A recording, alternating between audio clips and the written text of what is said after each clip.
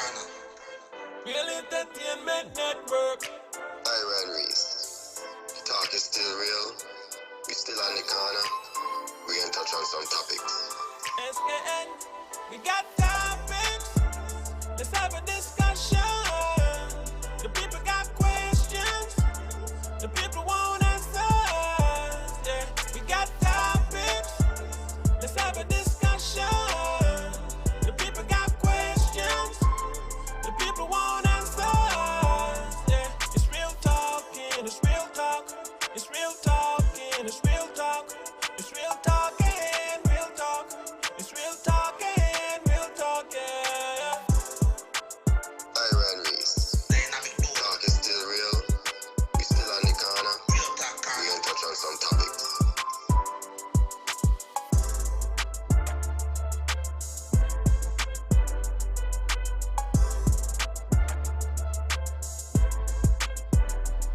It's real talking, it's real talk. It's real talking, it's real talk. It's real talking, real talk. It's real talking, real talk, yeah. Check it out, you know, in tune. My daddy made this beat. Yo, check it out, you know, in tune to the dynamic duo. Reese and Ira, on the corner. Real talk corner. Real Entertainment Network. Iron Reese. The talk is still real.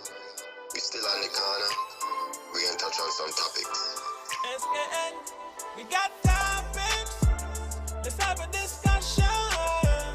The people got questions. The people want answers. Yeah, we got topics. Let's have a discussion. The people got questions.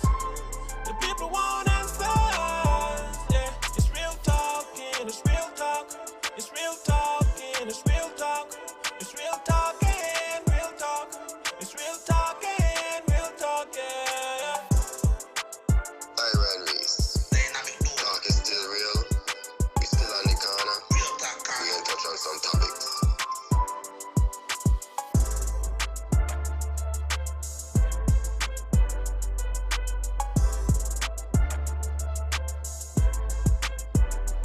It's real talking, it's real talk. It's real talking, it's real talk. It's real talking, real talk. It's real talking, real talk, yeah. Check it out. Reese. Yo. Greetings. Yes, I. Greetings. Blessing, my brother. Well, good. What's going on? Me here. Bit tired, but you know it is.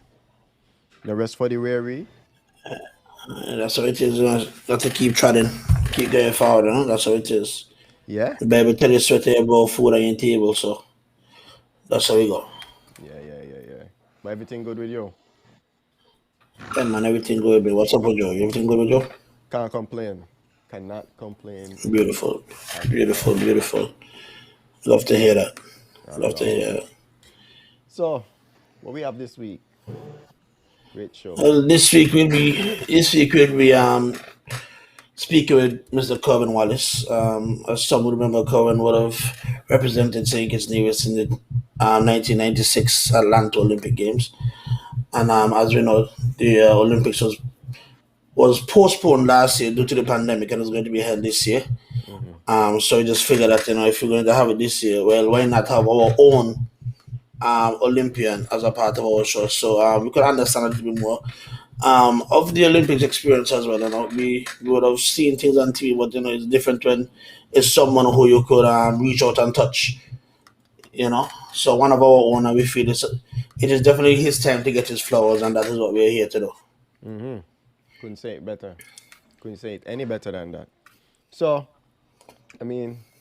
let's not wait. Let's invite him over. So Definitely. Kurvin, good night. How are you? I'm doing good. Guys, I must say it is an overwhelming feeling right now to get an opportunity to be a part of this show. And from what I've seen and from what I've heard, this show is widespread across the the Caribbean and basically a lot of parts of the world. So I know that people hearing from me tonight will get a proper understanding of my journey towards the Olympics, after the Olympics. People will be surprised of some of the things that the hardship I've been through, the good times, the bad times, basically just everything. I'm here to talk, and the topic is real. The team is real talk, so we're gonna have some real talk. I'm gonna be as specific as I can. Try to answer questions and give comments as real as I can without leaving out anything. All right. All right. All right. All right, love to hear that. Love to hear that. I love to hear that. So then let's just dive into it and tell the people a little about yourself, the things that they may not know, your childhood, how you grew up, you know, what got you into athletics. Well, What, what the good thing about it, you know me. As I was saying, the good thing about it, Ira, you know me from since you was a youth, a younger youth, and so forth. You've trained under my training in track and field. But let's talk a little bit about me, as I said, in terms of um, well, of course, I'm a Nivision, a proud Nivision. I grew up, of course, I'm my mother's first child. So I'm basically learn a lot from a small age because being the first child and being raised without a father, my mother had to play both roles as being my mother and being my father. Father was not around. Um, my childhood days, of course, we grew up in what we call boys' school, and it was very difficult back then. I mean, growing up, don't have shoes to wear to school, don't have books, have a lot of things. One of the things I'm happy for, I have skills throughout the years. Me, when I realized I could have run very fast, my track days started when I was just in grade three. I recognized when I started running, the teachers recognized it, and first in the primary, making the first in the primary team when I was in grade three. So my track and field career started quite young, and my mother was my biggest supporter, like my number one fan. I remember days when she would just run with me from the 100-meter start to the 100-meter finish on the park. I grew up in Wow. Nevis all my life. Uh, I grew up in Nevis all my life. I went to boys' school and I went on to high school. Of course, I I was not a high school dropout, but back in Nevis, where if once you make it, if you're not in the A1 or the A2, maybe even the A3 back then, you were not given an opportunity fully to go to fifth form or to sixth form. However, I got an opportunity to I went to 1A4, back then they used to call it Bronx, where you go to Brownhill, separate from those in Charleston Secondary in town. And then there I got a lot of schooling from Miss Gums, our teacher back then told us, hey, you don't have to worry about being here. You could advance. I did my work, I made it back down to Charleston. So I was with the real school, as they used to call it. Um, then my track career was super. I mean, nobody could have beaten me. Nobody could have beaten me in first farm. Nobody could have beaten me in second farm. Third farm, I got a little wayward. A little wayward, went astray. So I stopped running for a while. Fourth farm, I started catching back my signal. So I got back on track. I remember Mr. Michael Duo told me, hey, not because you're in 4A4, it doesn't mean that you can't make it out on top. And then I started doing my work again, and I graduated from 4A4 because after 4A4, there's no hope. Well, in terms of you can go on to sixth farm for these subject. So I said, you know what, give up. I did my work. I graduated top of the class. Later, I could remember I got a letter from the school stating that Kurvin Wallace, because of your outstanding performance, I remember the exact words. Because of your outstanding performance, you are repeated to 5A2. Wow. I was like, really? I was jumping for joy. My mother was so happy because after 4A4, you basically, that's it, you're out of school at 16 years old. However, I didn't take the opportunity. I kind of regret it, but at the same time, when I look at it, it's like a half-half, bittersweet. I didn't take the opportunity to go back because my mind was set on working because I did so well in woodwork and I fell in love with woodwork because I got a distinction in woodwork. I started working right away, public. I worked at Brand Bakery for about 6 months. So I learned that skill. I learned to bake, like literally mix bread from beginning to end, from scratch to baking to taking them out of the oven. I learned to make pastries, so I learned that my first skill, Navis Bakery. I remember from over back, you probably would know him, Keith Basley, Kibo. He sat me down and he taught me Yeah. like, look, dude, learn a trade. Do not go through life without knowing a trade. So I took that and I ran with it. I went to public works to work. Back then, public works was paying $110 a week. I mean, to me back then, being Wow. 16 years old, that was a good amount of money. But of course, I was living with my mother. Things were so bad. She took $100. I took the 10. That was my spending money. And the 100 used to go to my mom to take care of my other brothers and sisters and take care of us. And that went on for years. When I got to about 17 years old, I realized, okay, dude, you need to go further. I went to public works to work, and that's where my trade career took off. I met a man by the name of Anthony Nisbet. He basically realized this guy is inquisitive in a good way. Everything I'm doing, he's asking, how you do that, how you do that. And I became, in about a short 2 years or so, I became the foreman at 19 years old, Oh wow. knowing how to do just Wow. about any type of carpentry work. Yeah. And they put the trust in me because they realized this guy is really inquisitive. He wants, and he's making window shutters and cabinets and tables. You're like, okay, let's work with this guy. So he basically taught me everything. I know I became a foreman in a short space of time. I spent 19 years at Public Works, being the foreman of work, supervisor, building clerk, all those type of stuff. Also I also got into church at a pretty young age. Somewhere about 18 years old. I had a hard life growing up. I realized, hey, I really can't. I mean, no father around, mother is not able to do everything for us, so I had to be that player role. But then I became a Christian at a young age, at about the age of 18. And ever since, up until this date, I am still. A little bumpiness along the way, rough edges, different things happen, good, bad, ugly. But I kept on going. Now let's talk a little bit more about track. I got back fully into track and field when I was about 18 years old. How that happened? I was on the park one day and they asked me, Kurvin, would you like to run an exhibition relay? Because back then exhibitions was big. Yeah. High school sports exhibition, inter-primary exhibition, Yeah. Charleston Primary School exhibition. You're So not lying. they Yeah. called me. I don't know if anyone remember Sterling Williams, Yeah. for Strat Williams' brother. Passed I away. remember they Yeah, called yeah, us to run a relay. So it was me, yeah. yeah, it was me, Sterling, Singerman, and I think it was me, Sterling, Singerman, and Slaybo was on that relay team. And Wow. I tell you, when I got that back, right, at second leg, I was in fourth place. When I stay on the corner, then believe they say, man, you still got it. We should go back, go run. So okay, I say start back to run. Mr. Blackett saw me. I tell Mr. Blackett was a really, top coach back then. And I got my first overseas meet, 1992, 1991, Tatola. Went to Tatola, did well. Of course, got some licks here and there. Came back, continued training. Then my second big meet was OECS Championships in Barbados. That was the first time I went to Barbados, 1992. Went to Barbados, ran a personal best time. Of course, win or anything, but my times was improved, was getting better and better.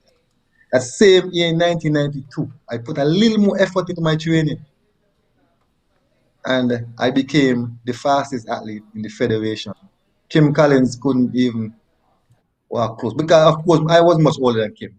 So it's not like I'm saying, okay, he was, but I was top dog then. 1992, they realized, hey, this guy is really good. So I kept training with Mr. Blackett, going to Tatola, started winning my races. But I had an unfortunate injury. I broke my ankle doing long jump at Bastia High School, Sandpit. Oh. So I was out for a good 6 months again. But that didn't stop me.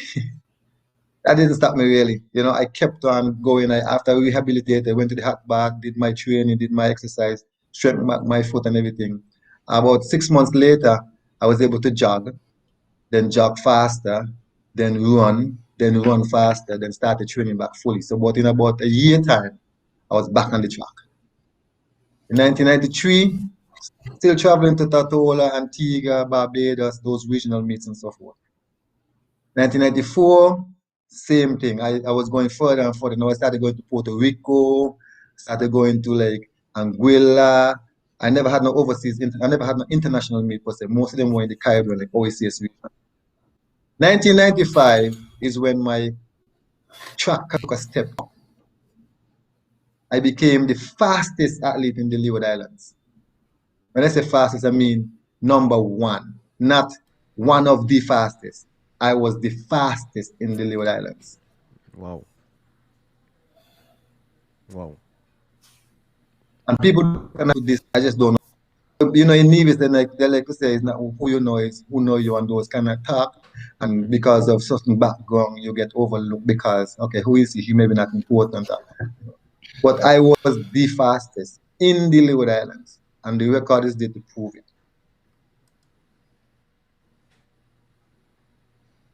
After the association recognized that now, they sent me to Jamaica to train. I trained for 6 months.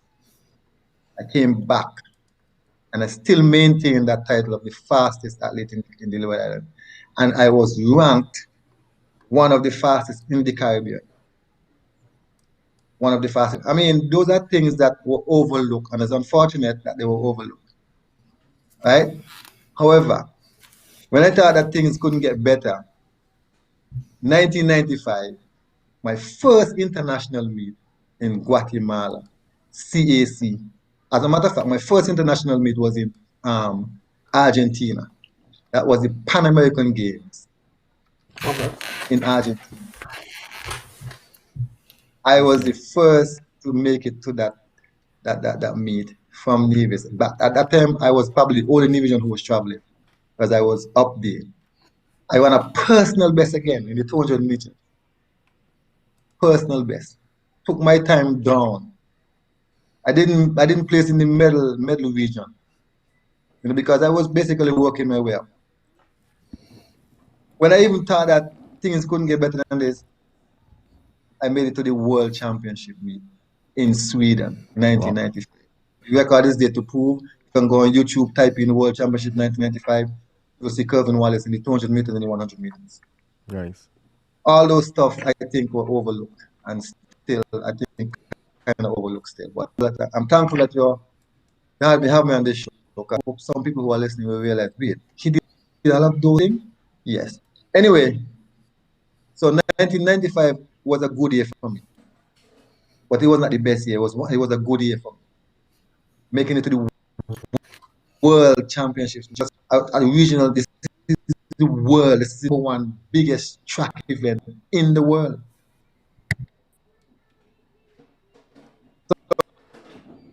So after so much, he went to World Championship, okay, he didn't make a medal, okay. And it seemed like make a medal, make the finals, he just went. But people got the fact that the work you put in to get there. And by the way, feel free to cut me off when I'm talking. I don't mind if No. you allow me to We speak. I will just just having a speak. little audio issue here. But keep talking. Okay. So just let me know if you want me to repeat anything or Yeah, anything, just let me you know. may have to. You may have to after the World Finals. Reese, is it chipping out for you as well? There's a part of it that went in and out, but I pretty much was able to follow where he was going. So Okay. I guess it's I just was listening to we here in the 96, the 95, 96 area. okay. I don't know if it's Okay, yeah. chipping, but We're in the 95 year, just after 95. okay. Right. So like I said, 1995 was a good year on a positive note because that's the year I became the number one athlete in the federation, the number one athlete in the Leeward Islands, and one of the in the top 5 in the Caribbean. in 1995. Mm-hmm. I also had a OECS record that stood for 15 years. And I'm going to talk a little bit about that. A OECS record, which I accomplished in Tortola, but I'll talk a little bit about that. So off season now started in August of 1995. That's where you do your strength work, your background work to get yourself prepared for the following track season. However, Sinkers Nevis Athletic Association, along with Mr. Blackett and some others, realized, okay, this guy shouldn't be home, should be overseas training. And by the way, I didn't even talk about being married at that age and had to do all this stuff. But anyway, Really? I went to Jamaica again in 1996. Now, just imagine, here, this is what I want to tell you now. This is going to kind of shock you, blow your mind, or like, really? I trained under Usain Bolt's coach, Mr. Glenn Mills, Really? when Usain was just about maybe 7 years old. When he was what? Mr. Glenn Mills saw me and said, this guy is destined to be a world champion. Mm-hmm. In 1996, he trained me for 6 months in Jamaica. When he saw me run, he tell me plain, you are destined to be a world champion. Based on the times I was running. Mm-hmm. Right? And he trained me for 6 months. I remember he gave me 2-time trials. I always talk about this because up to this day, I still can't believe I did it. He gave me 2-time trials and he told me, the first one, you're going to run at 300 meters and I want 34 seconds. I was like, 34? I never even won 35 in my life. Mm. He said he knew I could do it. I said, okay, 34.8. No, he said, I'm going to give you 40 minutes rest and you're going to run faster. I was like, I mean, I just want my fastest time. You want me to go faster still? He said he knew I could do it as I was holding back. I went and I ran at 33.7.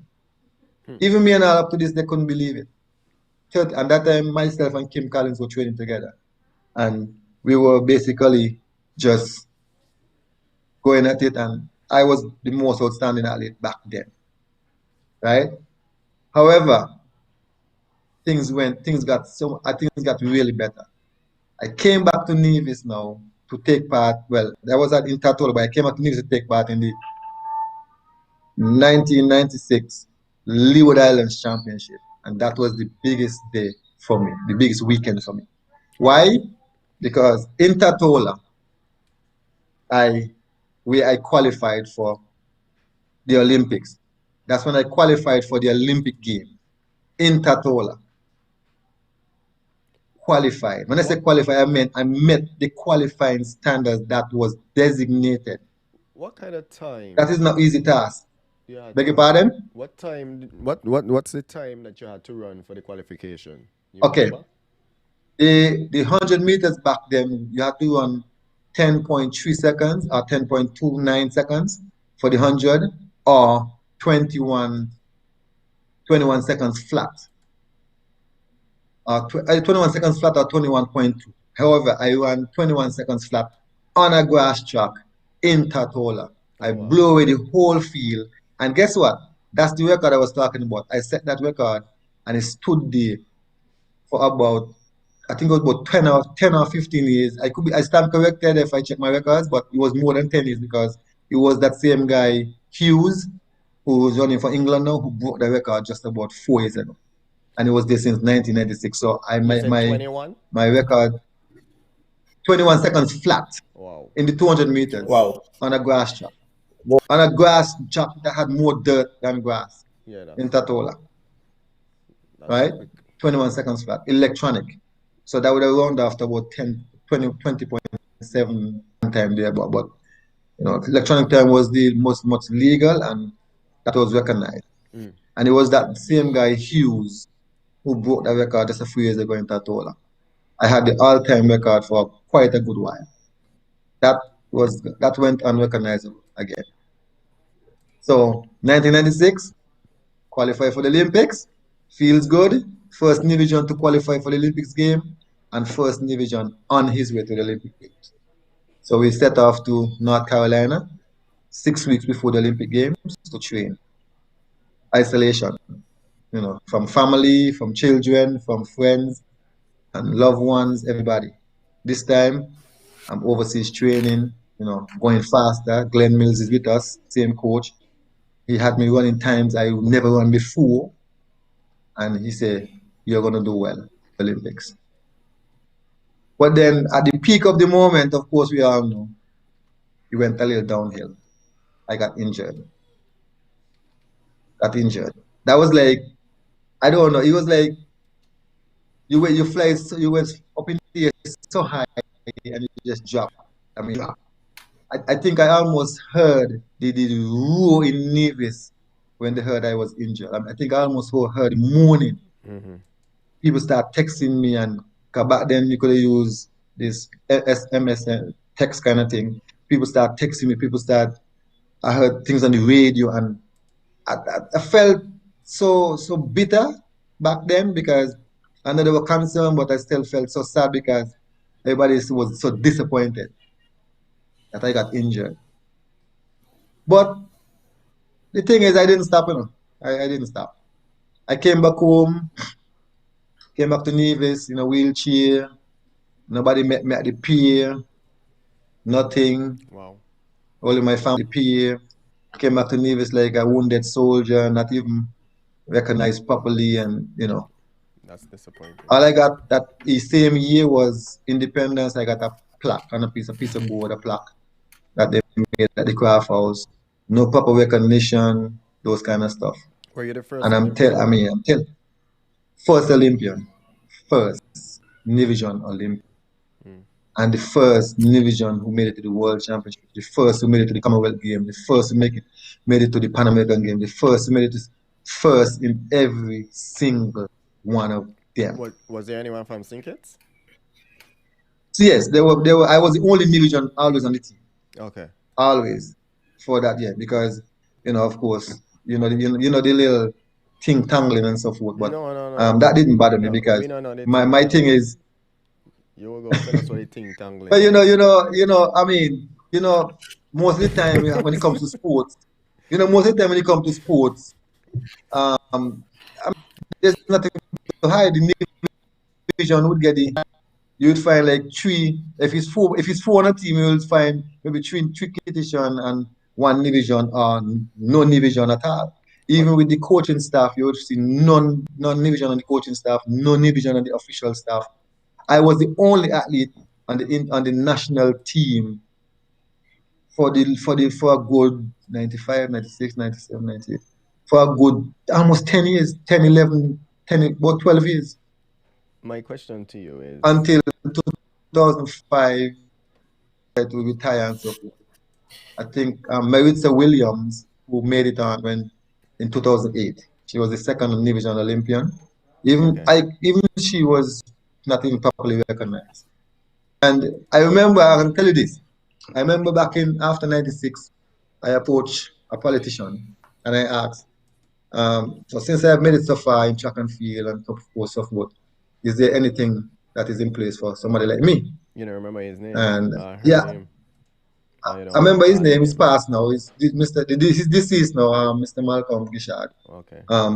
Remember sitting in his office and he asked me what I'm thinking about. I tell him, well, I really could do with a piece of land. I mean, I had to be straight up. And he said to me, "Bye, Mr. Wallace, bye. You really gonna land no only place right now." No? And I walk out the office, felt like somebody who just works so hard for the country and ain't getting nothing. So that didn't work out. But that didn't stop me because I was still competing. So I kept on competing. I didn't have no bitterness in my heart because I was doing it for the country. I kept striving and going. I mean, end up after my injury in 1996, I was out for a year and 6 months. And being that determined as I was, and as I am, I got the surgery in Atlanta. I mean, let's talk about that a little bit. Let me go back. Let me retract. I got the surgery done in Atlanta. Well, at least remind us what the injury was and how serious the injury was. Running the 200 meters in North Carolina, Durham, North Carolina. I sustained an injury where my Achilles tendon, I think locally we call it the gamble string, that's the back of your heel, totally ruptured. When I say totally ruptured, like totally ruptured, you have a piece of string and it just severed in two. Yeah. but he Yeah. didn't. The exterior part of the flesh did not. He didn't show. Only on the inside. The doctor said when they took me to the physiotherapy, the doctor in the stadium, he said to me, "Look at this. I can put my finger through and like separated, right?" And he said the only thing could do that is surgery. And lucky for me, I got, I must say like I got royalty treatment because you know in Atlanta with the tourist terrorist Yeah, situation, yeah, yeah, yeah. I had bodyguards, Oh, we want to talk I had about that too. bodyguards, yeah, I had bodyguards, and when they took me to the hospital, a bodyguard in front of me, one behind, one like way ahead. Every corner you go around, they had to go and peep first and then say come. It was like I felt like a celebrity, right? I felt like a celebrity.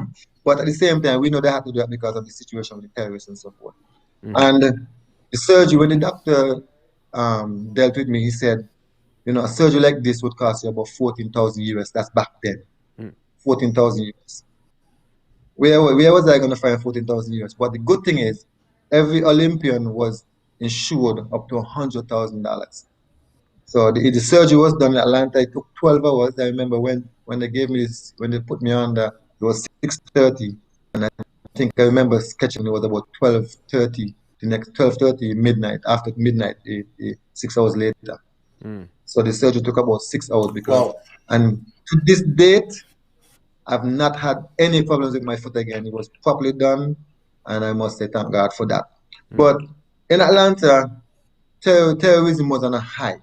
I mean, that's why I had some situation. I mean, even the wheelchair that I was in, every time I go out the gate and come back in, they have to check my wheelchair thoroughly. Like I had to stand up beside the wheelchair and hold on somebody's shoulder. I had to turn the wheelchair over, scan it, smells dog sniffing it, and all that type of stuff. When that bomb went off in the park, in the park, Centennial Park, I was up, we heard it. The next day we saw pictures of nails sticking out of people's face and that kind of thing. But Yeah. we were not, I was not around because I couldn't go anywhere. I was home in my dorm, in my room. I couldn't go anywhere because I'm in a wheelchair. When I'm not in the wheelchair, I'm on crutches, so I couldn't go anywhere. And as a matter of fact, the night before we were there the night before, and I was on my crutches. We were in the Centennial Park. I mean, thousands of people. The night after, that's when the bomb went off. So let's suppose I was there the night before I'm on crutches. I can't run fast. Imagine if I getting trampled or I getting nails sticking all over my face or all over whatever. Because I saw pictures. So that's the next story. All right. So let's move forward again. Of course, you know, as I said, a year and 6 months after my injury, I started rehabilitating, went from walking with a limp to walking faster to going back to jogging because on the beach I use all the local therapy, go in the seawater, swim, go in the hot bath, walk up a hill, walk down a hill, stretch my legs with a rubber band, get back my strength. After a year and 6 months, I started jogging again and I came back. And guess what? All the people who I left running fast, I came back beating them.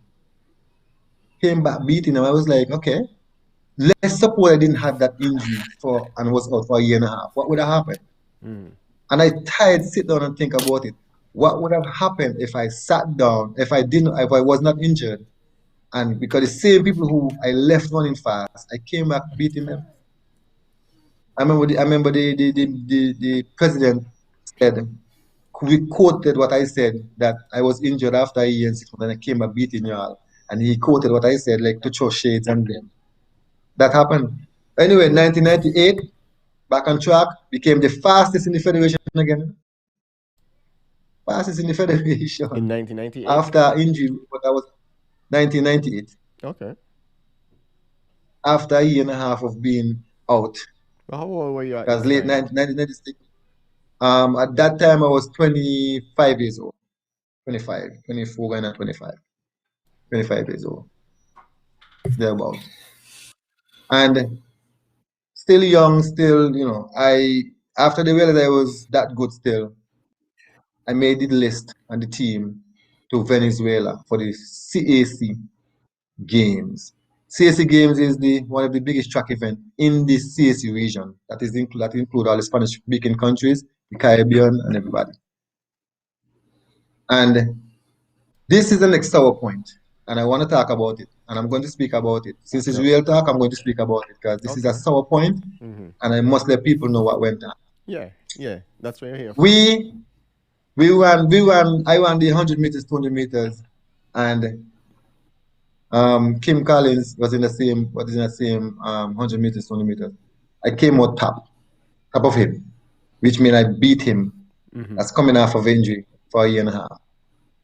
However, that didn't matter because we were friends anyway. So, but this is what mattered.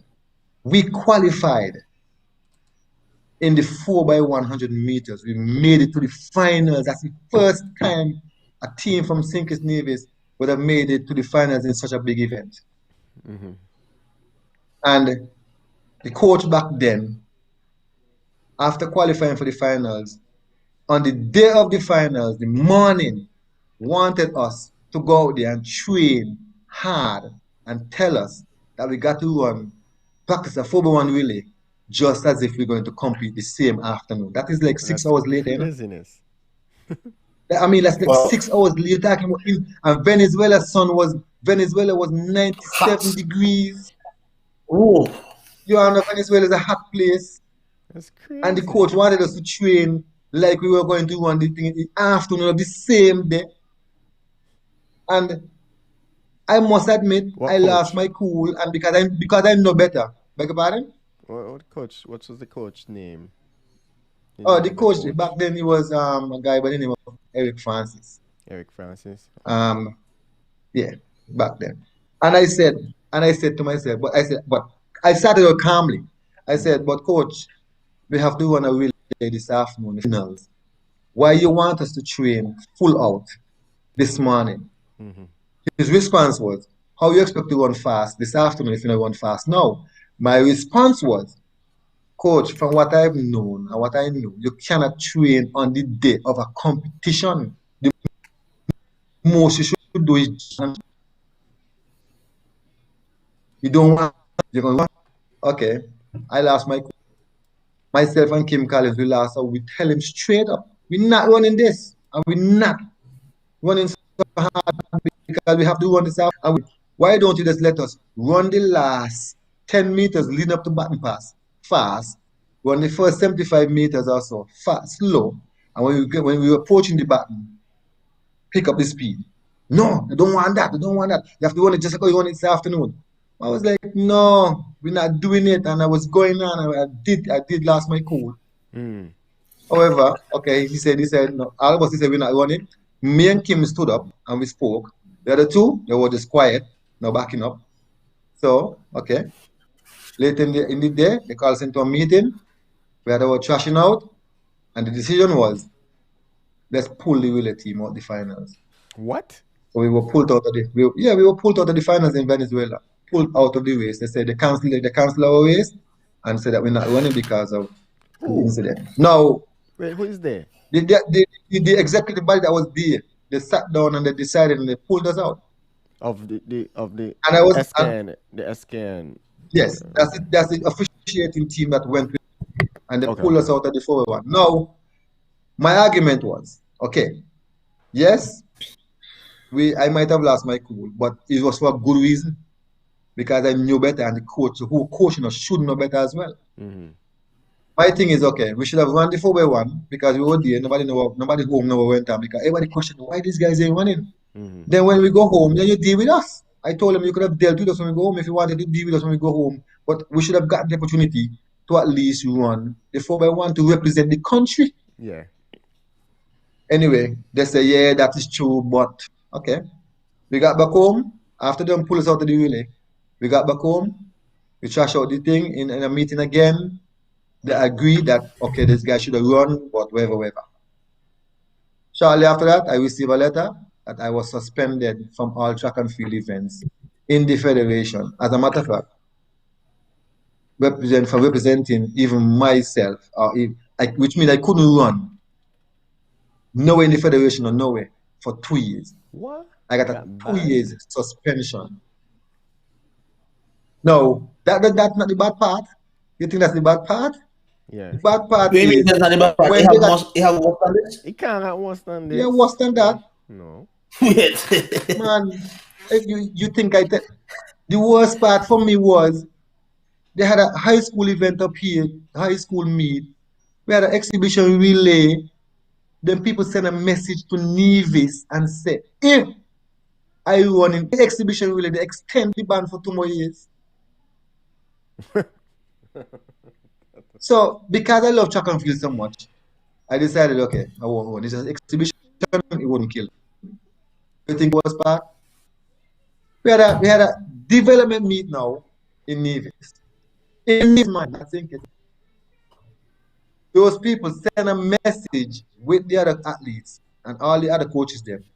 If there's any race and Kurvin is involved in the race, anybody else who run the race with Kurvin will also be suspended. Somebody had it out against you. So me can run track and field in the federation. So me ban out 2 years. After me done went through so much, me ban out 2 years. Now here the thing again. Now Kim Collins now is in Arizona. Mm-hmm. Kim Collins in Arizona running. He was suspended for 2 years too, but he's in Arizona running. So I asked them, okay, how come Kim can run and I can't run? Oh, we don't have any control over the school, and that's not out of our jurisdiction. So Kim Collins could get the development, but Kurvin Wallace home can even run an exhibition race in his own island. That's what went on. I don't feel like I was represented well from other people who were supposed to represent me. Mm-hmm. I don't feel like I was represented well. The only person I know was really rooting for me, like really, like even got upset with me because I didn't run, was Carl Paxton.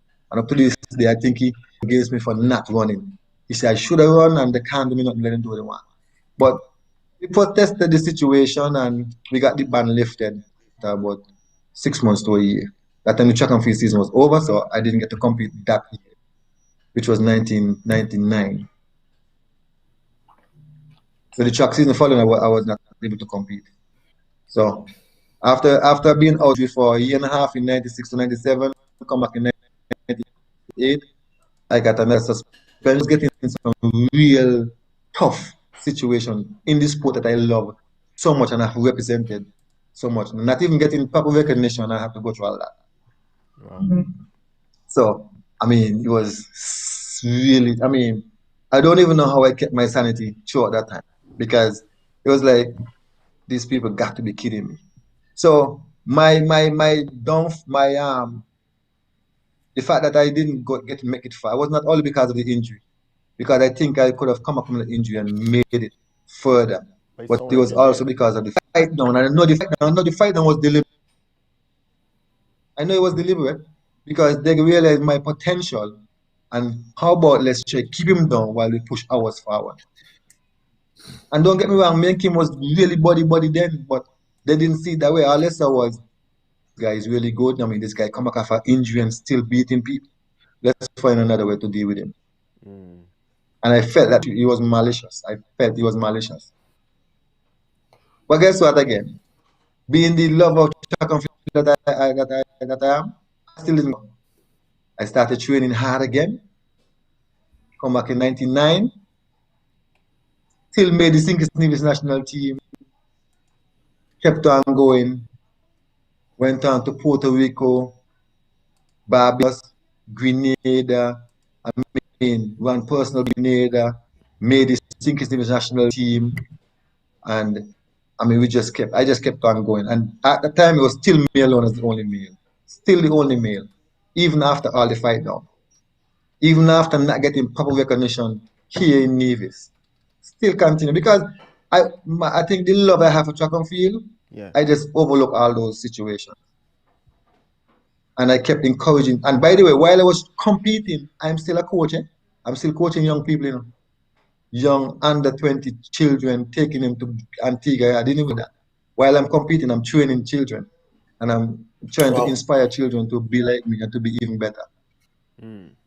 Check? So it's not like I was self-centered. I was training myself and still training, still being a coach of other people who are younger than me. And being training partners for people who are trying to make. I remember even Dwayne Warner. I had to really root him to try to make the 2000 Olympic team. He traveled to Grenada with me for us to make he was part of the national trial team, relay team, but he got some as well. You had some what? You know? You got You know, some what, sir? doing one of here from me. No, you say he Beg got your some pardon? what? Fight down too. So he didn't even make that. He did not even make that national team, the actual national team. It was just me who was go on to some more international meets over in the States and different places. Texas relays, Kansas relays, Alabama relays, all those different relays throughout America. We traveled. I remember I went to the States in 2000, Baltimore, 2000 to train. I trained under Mr. Neville Hodge. We lived in Baltimore for a good 6 months training. And all this time, right? This is the next thing. I'm overseas training hard, representing. I have a second baby on the way, and I'm overseas representing my country. Wow. I just barely missed the qualifying mark in the 100 meters by 1/100th of a second. The qualifying mark was 10:29. I ran 10:30, and you want to tell me that they couldn't even allow me to go through on a 10:30, 10.3 seconds. The qualifying was Wait, 10:29. hold on. So that 10:30 that you run, that to let you go through would have been the St. Kitts Nevis Track Association, or was that the governing body for the Olympics? St. Kitts Nevis Track and Field Association. The governing body for the Olympics would let through if you are the best in your country, which I was in the top two, myself and Kim Collins.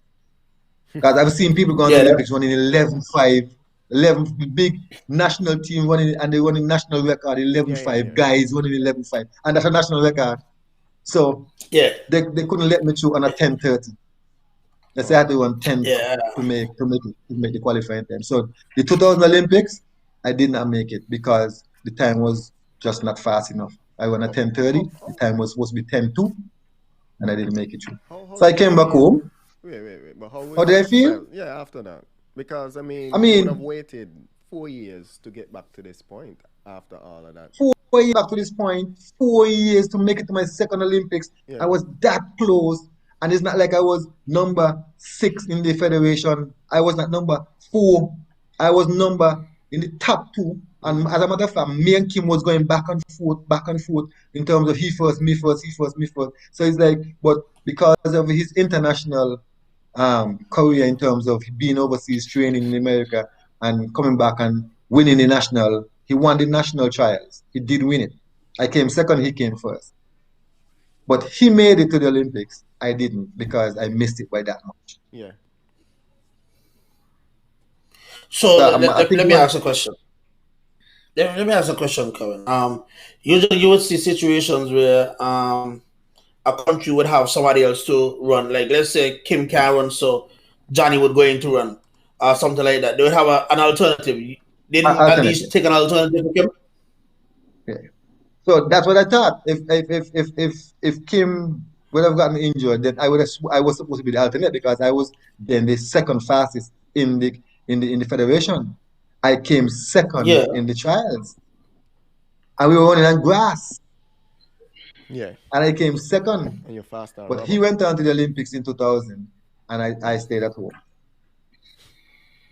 And you look at the trials today. Like I watch the trials. Is it top 4 or top 6? The top 6 to Olympic meets because the 4 for the relay and the 2 alternate.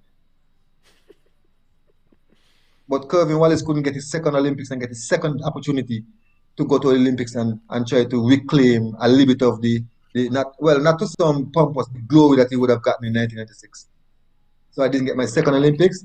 And I still, as a matter of fact, I didn't even stop there, being the lover of track and field that I am. I guess I was a fool, but the love of track and field I am. I kept on training, and I tried out for the 2001 World Championships. And all my times got down to like 10.3 and 21, 2-1, 21 flat and so. And still the second fastest behind Kim, and only Kim kept going. 2003 when Kim won the World Championships. I should have gone to the World Championships to 2003. When he won at 10? I might not have made it to the finals, whatever, I would have gotten an opportunity to compete and represent the country along with Kim Collins as the second fastest male in the federation. Yeah, That didn't happen. that's So what I was that's just that's what competing. Yes, I was just competing around the region, Antigua, Puerto Rico, Barbados, Grenada, those kind of places. So those are the meets I was going to. Now, 2004, they decided, okay, they're going to send me over to States to train, and I trained in Missouri for 6 months. New environment and new atmosphere, new everything. I mean, cold. I left from a nice warm country to train in the States in a cold, like ice, snow on the ground. That was a big change for me. So it took me I must admit, about 3 months to adjust my body to climatize. Now, how I left from a nice, warm, tropical country and go to the States to train just in 6 months' time. And in 3 months' time, my body had to climatize, I had to get adjusted to the coldness and my numbing up and so forth. My breathing was really bad because it's cold. I'm fighting to. And after about when it became, I went in February, March, April. It's just like in late April, I started getting adjusted. So my speed started coming back up now, Okay. you know. And then we transfer back to home. And I mean, like I said, the times were always 10.2.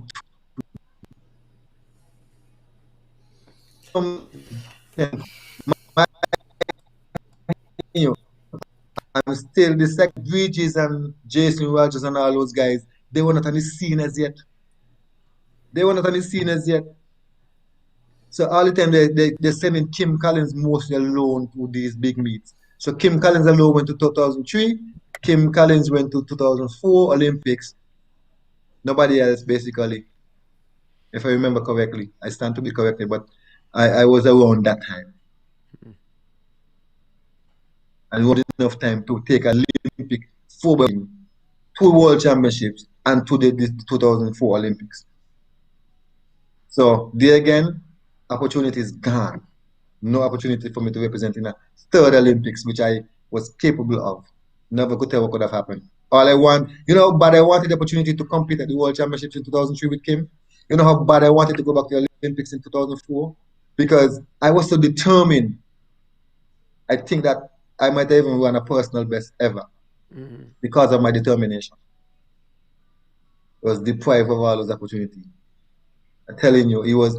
I mean, I almost started to believe that being from Nevis is like a challenging situation. Like you get the worst end of the stick when it comes to sport. I mean, I don't want to stray after this, but my brother Dapper was one of Yeah. the best footballer in the federation. He Yeah. was a benchman. Slibo. Slibo was one of the best footballer. Same thing they do, and it's like I can't deny the feeling that these were done kind of in a malicious way to make sure that we don't get a little bit of the shine and the glory. I could be wow, wrong, but that's the way I feel. You check? wow. And up to this day, people still think that I should have been more popularly recognized. There are a few people who know me and know of my career and followed me. I mean, they think I should have been more popularly recognized, but I'll tell you something, right? And like I said, I could be a fool, but I don't think I am. But the fact that I was focusing more on the love of track and field and the love I have for track and field and the way I want to see people grow in track and field. I mean, Yeah. till I started my own track club and kept training people and I think because I used that and I probably let that kind of shadowed my thinking in terms of cloud my judgment in terms of making more noise. But I was not one of the person who would go and make noise and I should get this and I should get that because I don't feel like I'm supposed to do it. People are supposed to really know enough to say, okay, this guy did so much, he should have been properly recognized. No, let's talk about this. The track that they build here is like we don't want to name it after Kurvin Wallace, so we ain't gonna name it at all. That shouldn't be a debate, partner. That shouldn't be a debate. I ain't want to put my No. own. That shouldn't be a debate. They named the park after El Comido Willie to be the first West person from Nevis, I think, to make the West Indies team. I think He that's an played for easy what, two, decision. 3 weeks or so? And that was like, bam. El Comida Willie Park. Yeah, what the track Okay, called? Kurvin Wallace was the first. Oh, Kurvin Wallace was the first division Olympian, the first person to qualify, and the first person to went to World Championship. It shouldn't be in a debate. It's It crazy. shouldn't be in a debate. But I say, you know what? Uh, I ain't gonna make no fight. I ain't gonna make no fuss because guess what? So you're not even I don't a want to think them pavilion? actually put me on hand because the track over there not gonna name up to know this like call it the Nevis Mondo track. Mondo track, which is a brand. Mondo track. So the brand paying I them mean, to come call yeah, it the on. Mondo. well, the truth is, Coven, I think maybe about a week, maybe a week and a half ago, I was speaking to Sherwin Green, Sherwin Green coaches in Yeah, at sure, my Monroe, brother. New York. And we were talking about it, and we said the same thing that the truck should have been named after you. This Yeah, is actually a conversation that we had. We said we have a truck with no name, and Chauvin said track rightfully with the no truck name. should be named after the truck should be named after Corbin. Yeah, Mondo track. He's totally correct. We out here with this Mondo Yeah, truck Mondo track. at the, They at might the have Long named it Point after truck. Yeah, a no, come politician or on. something, I, man. I, I agree with you, Corbin.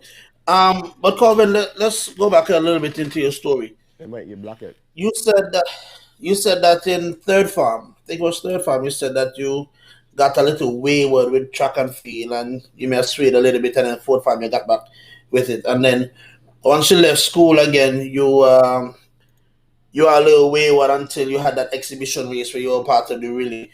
Do you think if you were focused on track straight through with no breaks, what do you think the outcome would have been?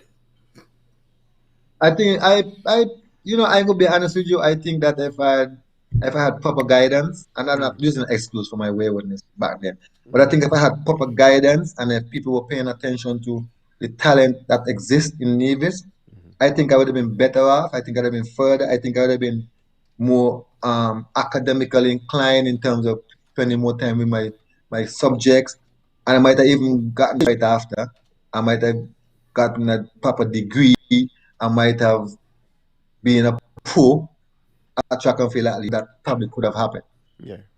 So I think the right term that I used was I think I probably would have been better, right? Just me thinking. I mean, so yeah, it might have, and it was not my fault because, like I say, no father around.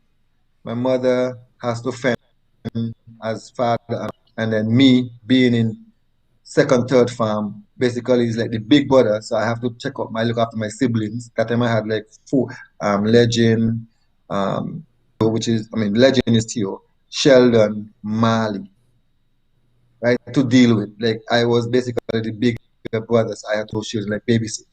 So there was that time when I really started getting a little wayward because it's like I ain't got even got time for myself to train. Because after you reach like 12, 13, maybe 14, your body starts can't be running off a natural talent anymore. You have to start training. I ain't interested in training because I have to babysit and things. So how I get time to train? So that's the situation. So I think those are the some of the things that I was responsible for me being going astray. Maybe not in a bad way, but losing my direction.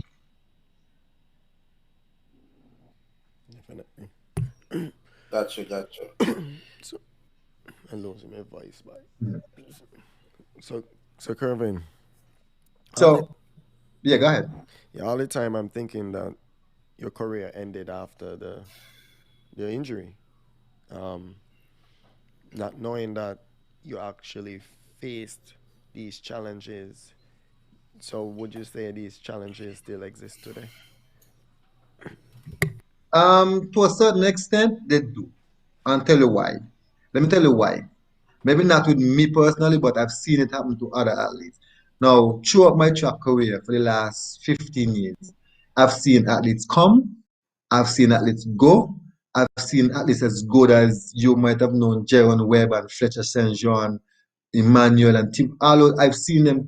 And basically, I think, like I said, if more recognition and more concern, maybe for a better word of choice of word, was spent on our talent in Navies, I think we could have had a proper Navies representation at a lot of the meets from overseas, and I think that track and field would have been even much bigger in Nevis. I mean, we spent a lot of time talking about the inter-primary, which we all love because Yeah. we call it the mini Olympics.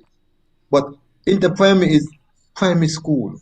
Yes, they're gonna go on to high school and so forth. But the emphasis was placed so much on inter-primary till I think that personally the older athletes was overlooked in a sense.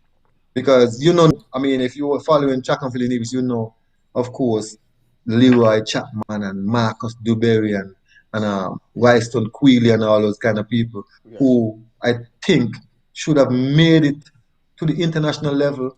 But at the same time, again, they were fooled a lot of time by sweet talk from other people.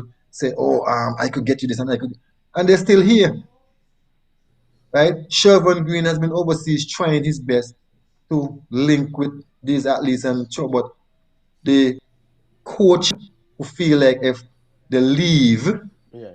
they won't get the recognition that they're supposed to as the coach. But which is more important, the athlete's career or the coach to say, "Oh, that's my athlete," and pat yourself, and which is more important. I've had situations, and I'm gonna tell you a story. I've had situations where I've I was told, like, Kurvin, you have made it to the Olympics and the World Championships. You're one of the better persons when it comes to sprint to work with these athletes. And I've done this because not tooting my own harm, but I have a better knowledge when it comes to sprinting Mm-hmm. mechanics. And they refuse to let me train the athletes because what? We don't want anybody to think that because they get fast is you train them and is you athlete. Yeah. So which is most important? Which is most important? These athletes make it to the next level, or you with your egotistic behavior thinking, I don't want anybody else training my athletes. And those are some of the things we Yeah. have. I've tried my best to work with Ryston Wait, Queeley. I've coaches from tried to work with Nevis? Leroy. Yes, these are athletes who were not supposed to be the top athletes. I've tried to work with Jival. These are athletes who was destined to be great. I've worked with Bush, Robert Morton from Overbad. Unfortunately, his situation is a little different because his was more family stuff and so on caused him to lose his way and so forth. Mm-hmm. But these are athletes who here right now who still have the potential to make it, but because they're here, I mean, those guys taught at high school and still here working up and down the place. When I think those guys should have already been overseas Yeah. in a college, whether it's a junior college or Division 1 college or Division 2. They should have not been here. More time should have been spent and even financially so that these guys could get overseas and go to train somewhere and make it to the international level. Because I know they got the potential, but because of some people ego, they're still here. You Well, would have heard recently. Yeah, go ahead. no, no, go ahead, go ahead. Sorry. I say you would have known of my nephew Kamali Shamaya's son, who has been really doing well in the last 3 years, but because of the COVID, he was not able to do much for this last year. So, but he's an excellent athlete, and he's been right now he's number one in the federation at his age. He was running faster. I mean, he at 14 years old, he's running sub 21 and sub 11 seconds at 15 years old. Whoa, What? But the whoa. COVID kind of messed up things already. And he was destined. I'm telling you. Remember he went to Carifton. I remember he went to Carifton, and I don't know if I'm on still, but I'm seeing myself alone now. Yeah, So yeah, you're let on, me know you're if I'm on. Yeah, still here. Sometimes you get the still spotlight. All right. Yeah, sometimes you get the Okay, spotlight. no problem. Yeah. Yeah, so I'm saying, remember when he went to his first Carifton, he came up with a bronze medal. And guess what? Here's the next story. And I'm going to shift the thing off from me now to him, but I'm not going to tell you. I told them he should have been registered for the 4 or the 2 or the 1. They did not register the guy because they know that if you register him, he's going to bring back a medal. What? Wait. They didn't register him after I told them why is he not registered in the 1, 2, or 4? So what Because was he he registered qualified. in? Oh, he's too late and blah blah blah. That's the really. And they came up with a bronze medal and he could have silver medal. They came up with a bronze medal because the guys then run his legs so super. Him and the next guy by the name of Kelly Roberts didn't register them individually. Took a team to come and to carry off the games to win a relay. The fastest 4 guys in the federation. You took them to carry off to win a 4x1 relay. and no individual races. Went back to Grenada the same year and came back again. Yes, go ahead. Hold on, hold on, Kevin. I have a question for you. Who makes these decisions? Because I was just Decisions are made by the governing board. Like who makes these SK, calls? SKN, SKN Triple A, along with the coaches commission and those kind of people. Kurvin. Because guess what now? I'm just a coach of a track club. I don't have no root on the SKN Triple A. I just have a voice. But it seemed like my voice would have been overpowered because I told them, I asked them, why is Kamali Newton and Kelly Roberts not registered in an individual race? You taking this guy to Kayufta to just run a relay Kurvin. after he done run 50 points in the 400 meters at 14 years old, Kurvin. and after he done run 10.7 in the 100 meters, he'd have come back here with at least a bronze medal, because third place in the Kayufta at the age running 11 flat and 10.9 and 10.7. He would have come back here without even a bronze medal in the 144. Guarantee you. So these are some of the things that has been going on, right? When it comes to track and field. Kurvin, yes. The viewers say you must stop use the words they and them. They want to hear names. Well, hey, partner. Maybe always a playing person. Maybe always a playing speaker, you know. And that one of the things. Maybe that's one of the things they don't like me. I was always a playing speaker. Well, no. I would not root to anybody. I would call it as it is. I would call a spade a spade. They said they want to hear the names of the people. They said they don't want you to use the words they and them. Well, not direct name, but I remember it was different people to the SK and AAA. That different people. The president back then, the SK and AAA. So at that time, you would have people who were the president back then, and then after a period of time, they change them.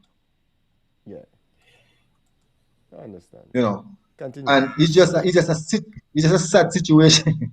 It's a sad situation when I recognize that we are getting the bad end of the stick because of ego. People want the glory. We always say the sport is an athlete. So the sport is about the athlete. Why does it look like is the SKN AAA or the non-existent NAAA getting the glory? Wait, what do you mean? When it's supposed to be about the athlete. What do you mean non-existent NAAA? We don't have an NAAA partner. For years, for almost 15 years, we got a non-existent NAAA. So I mean, we don't have an NAAA, and you can't. As a matter of fact, you can't even have an NAAA. You could, but at the same time, it comes under the SKNAAA, which is the governing body of track and field in the federation. Okay, but if you do have an NAAA, would it be like you? Would it be like you and others who would farm the NAAA or keep the NAAA going? Or well, for years, for the last, let me see if I could call a proper number, a correct number. For the last 10 years, maybe between 5 and 10 years, we've been trying to have a track needs athletic body when it comes to track and field. Yeah. Which means a little subjection to the SKNAAA, because that's the proper way, protocol wise. That can't happen because nobody want to move blackhead, and nobody like it. But it's nothing to be malicious. The NAAA is non-existent. So you need a new governing body, but nobody want to touch it. And I've said to them many times, it's not a matter of being malicious. Yes, Blackhead has done what he have done over the years. He has done an awesome job. I think he should be, and I said it without any hypocrisy, he should be properly recognized because the man has made his contribution. But this is the time for a new construct when it comes to governing the track and field. Track and field shouldn't be falling on the Ministry of Sports or the Department of Sports. It should not. Right? All sport of sport. But then track and field should have its own, if you want to call it, association. Just like you have the cricket association, the football. All the track and field not an association. All the track and field not an association. That's what I can say. So, that need to be sorted out. And maybe that's why we always get the kind of rough end of the stick when it comes to track and field, because most of the times the the decisions are made by maybe a coaches commission, somebody who represent on the SK and Triple A, who is probably the coach commission. Yeah. They would make suggestion, and the suggestion will be handed down to the coaches. And sometimes even if they want to bypass the coaches, they will go straight to the athlete, which is wrong. Because you have to always start with the coach first before you go to the athlete. And we have tried because like I said, because of the, and I keep using that phrase, because of the love of track and field, I just let certain things pass because I don't want the athlete get deprived of an opportunity. So I would say, you know what, let it pass. But I would always tell them, if you're going to talk to my athlete, for example, if you want KJ to be on a national team, Yeah. you can just call KJ directly. I'm his coach. And to make it even more forceful, I'm his uncle. So if I want to use that status, I could use that too. But I don't. I use I'm his coach. So talk to me before you talk to him. Don't send him a letter and say you're on the national team. Talk to the coach and let's discuss. And once everything is made, because here, partner, I even say not even the mother could make the decision I commit because I could pull ranks and I'm the oldest. I'm your bigger brother. So I pull ranks and I'm the coach. But I just have to be on the light. I just have to set it as a light moment. But what I'm trying to say is you have to go through the coach to get one athlete. You don't go to the athlete like that. All right? So track and field in Nevis is one of the biggest sports we know in Nevis. Now, you know, of course, cricket is the biggest talked about, the most talked about because that's where the money is being spent. They will spend $50,000 on the park just to fix the fence and cut the grass and so, just because they want to look good for a one-day presentation. You ask them to mark the track. You ask them to provide a bucket of paint to mark the track for a track and field event. You got to go to this kind of red tape you have to go through to get that done. Okay, however, we don't have to mark track anymore. We have a Mondo track. They gave us a Mondo track, and that's all we have. We have no starting blocks. We have no starting pistol. We have no shot put equipment. We have no javelin equipment. We have a sand pit, but it's not even properly prepared. So it's like, okay, you gave me you gave me a car with some nice rims and everything on it, but the key and the no seats inside of it, no steering wheel, just outside and look nice. Most That's of it. the best track in it. And guess what? Is an awesome track. Man, I think we got one of the best track in the region. I believe so on the bottom. But that's all we have. A nice track, But but Kurvin, nothing else. No stands, purpose. Go ahead. that's that's for phase two, right? Yes. That way it's So supposed you to get go. That's for phase two. okay, good, no So, problem. No, phase two Phase is two. only Oh national. yeah, Corbin, for me, I just yes, phase two. Phase two don't pass. Long time. Corbin, question. You said there's no starting blocks, and you of course being a sprinter, you know the importance of a good quality start. So how are our athletes training? You got it. Guess what? Now I have a track club. So what do you think I do? The little money that we raise, I bought two starting blocks. So if any two of my athletes is running, they use the starting blocks. The other team, they have like three starting blocks. So any two or three of the athletes is running, they use their starting blocks. The other same thing. So basically, all of the clubs in Nevis have at least two pair starting blocks. So we use the two starting blocks is not enough because if I have 15 at Not this at all. training and training is supposed to last for an hour and a half, by the time two or two and each post the blocks because of their setting. Training an hour and a half long time because we don't have enough blocks. So sometimes we have to split up the training and do maybe sprinters doing this today and change for another day. We are deprived of a lot of this stuff. We don't have no high jump bed. Yeah, well, Corbin, We don't have the the stands and the three races that really that the fans that come out to see, they all require starting blocks. Gonna be the 400, the 200, and the they all 100. require standing. The one They 24 all require. and, and children kneeling on the ground all at this damn age. So we Oh, basically teach gee. them Minimum starting at our blocks. club practice.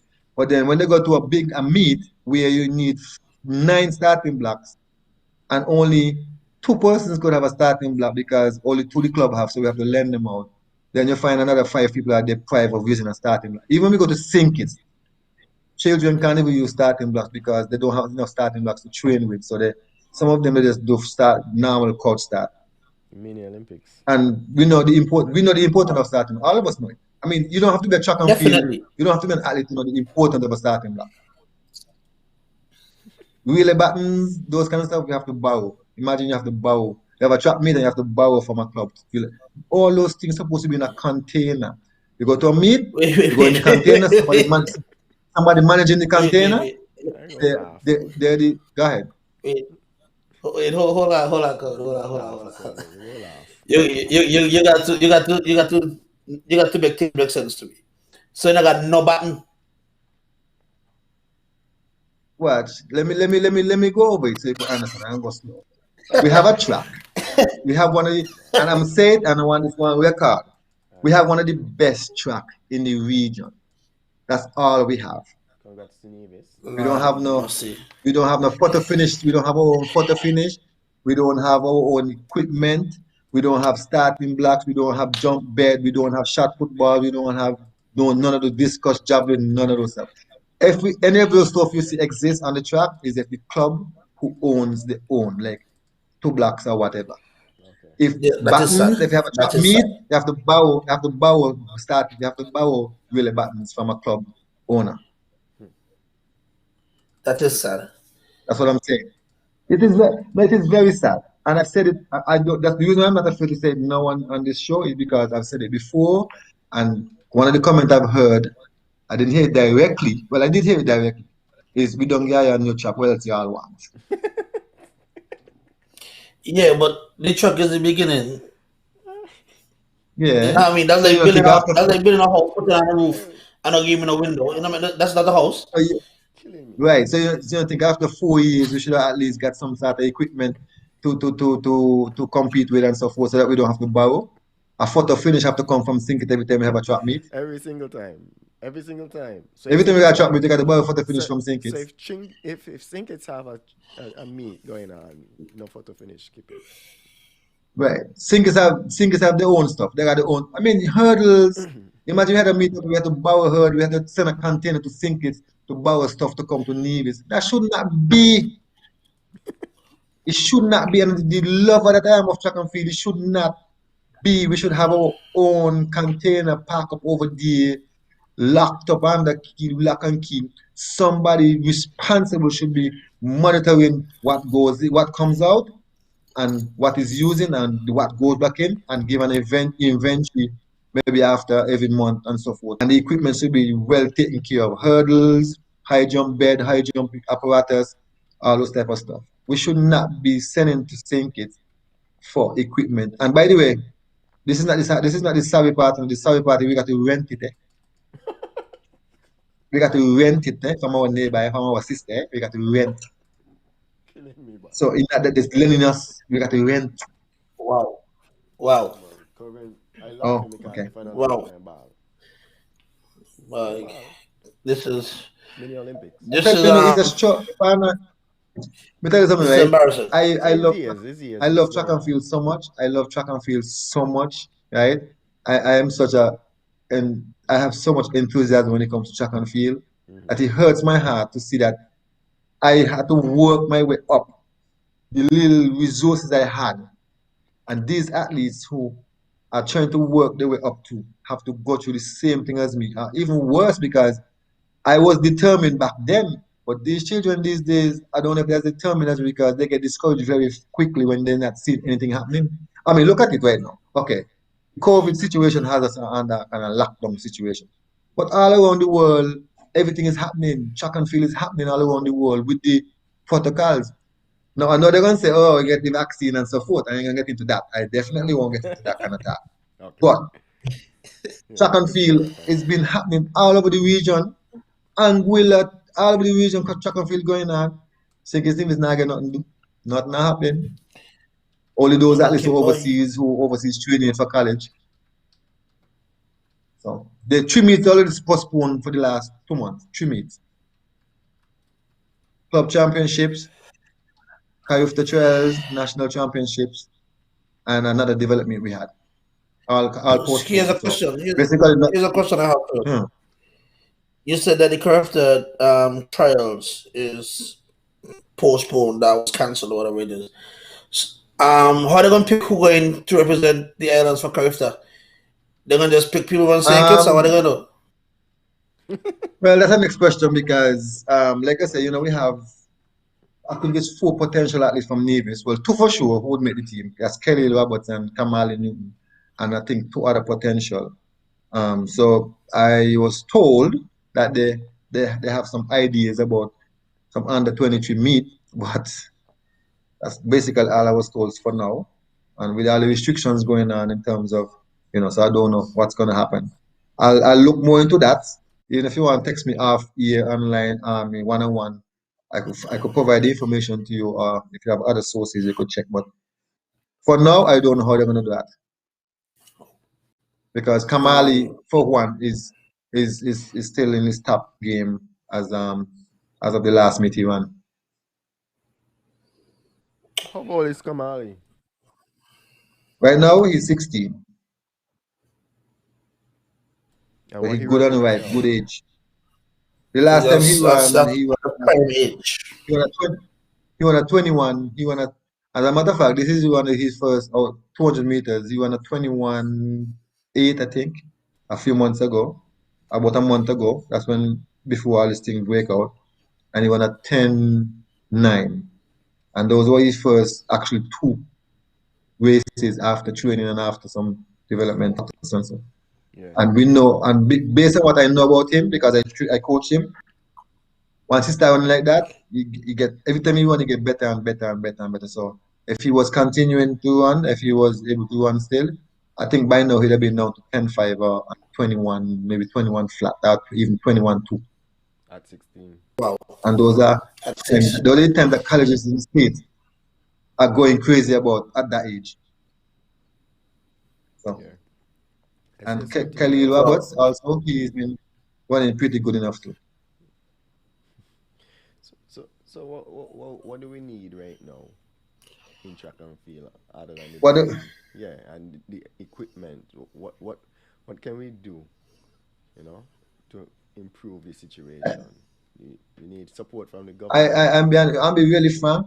Yeah. I believe that those responsible, the government and those responsible for sports in the federation or most on navies, I think they should see the importance of track and field and the importance of getting the equipment we need to help enhance the performances of the athletes. And I think they should actually make a sacrifice, and I use the word sacrifice kind of loosely because I know they could find money to do a lot of different things. They need to make a sacrifice even if you look at the stands, make a sacrifice of another 20, $30,000, maybe $50,000 to Mm-hmm. get some equipment over there. A container that could be locked and some equipment, high jump materials, apparatus, shot put, discus, javelin, hurdles, battens, starting pistol, all those type of stuff, cones, pumping blocks, and all this type of stuff. And make the place feel like you actually have something. If you have to have a big meet, you don't have to send over to St. Kitts to rent stuff from our sister island. Rent. That is one of the things that would help to enhance some of the performances and most of the performances So here in it because we don't want to depend on running alone. We want to have people doing high jump and long jump yeah, and shot put and shot javelin put. and discuss. Well, we had a we And we have don't have we have those. We don't. we had that that dude was doing great in javelin. Yeah. Mm-hmm. Adrian Yeah. Williams. He was doing good, and he went to Carifta, broke some records and got some gold medals, and I mean, and he went overseas and Wait, did wait, wait, some college. wait. Hold on. Corbin, hold on. You just say he went to Curve to break records and get gold medals, and they still in him still yet? That's stupidness. He ain't in the Olympics. What? I didn't get the last part. No, with him breaking records, with him getting gold and stuff like that, this should have been something they invested in right away because he's showing that he has potential. He's definitely going to win Carifta. He got But that's potential what to go all the way. but that's what I'm saying. If they realize No, that one guy did so well in a certain sport, javelin, then you would want to see other people make it in javelin too. And one guy made it so final track and field. So my thing is have the equipment in place so other young because what we gonna train them with? I mean, like I said, my club would buy a javelin because I want to train people in javelin, or my club would buy a shot put ball or two starting blocks because limited resources, but we do what we can to help. But the track's supposed to be equipped with all those stuff. You can't send me out to a war with just a machine gun with no ammunition. I can't do nothing. Nothing I could do. Yeah, maybe they So say they my give you thing is, start. So in beg your time. pardon? Maybe they might say in time because they gave a start. You know what I mean? It's a step up from the After grass you field. mean after 4 years, you still have to start? I mean, come on, you It's gotta be been better four than this. years since we had the track now. Right. So I mean, after 4 years, I mean, it's time for us to the next track event. We said by the way, we should be able to host our own track events without even having to get so much help from Sinkits, not being biased or anything. Because we have I capable agree. people up here. I am I agree. I myself with Timothy Keynes and Virgo, Garfield Virgo and a few others could form a committee that we could host meets without the help of Sinkits. And like I said, I'm not being biased or discriminate, but we can. But we don't have the equipment, so we have to send to Sinkits to get them. We can't do it. We can't do anything. If we had them, then we could even host our own development meets here because we're supposed to have four track and field clubs in Nevis. Supposed to have four track and field clubs. Gladiators, Titans, Over the Top, and a new form, Titan, TC Immortals. So Yeah. And and we then I'm sure if people see that happen, they're gonna want to join a club because there is things happening. But if nothing happen, the thing will diminish and it will soon probably become extinct. That's the worst case scenario, eh, so.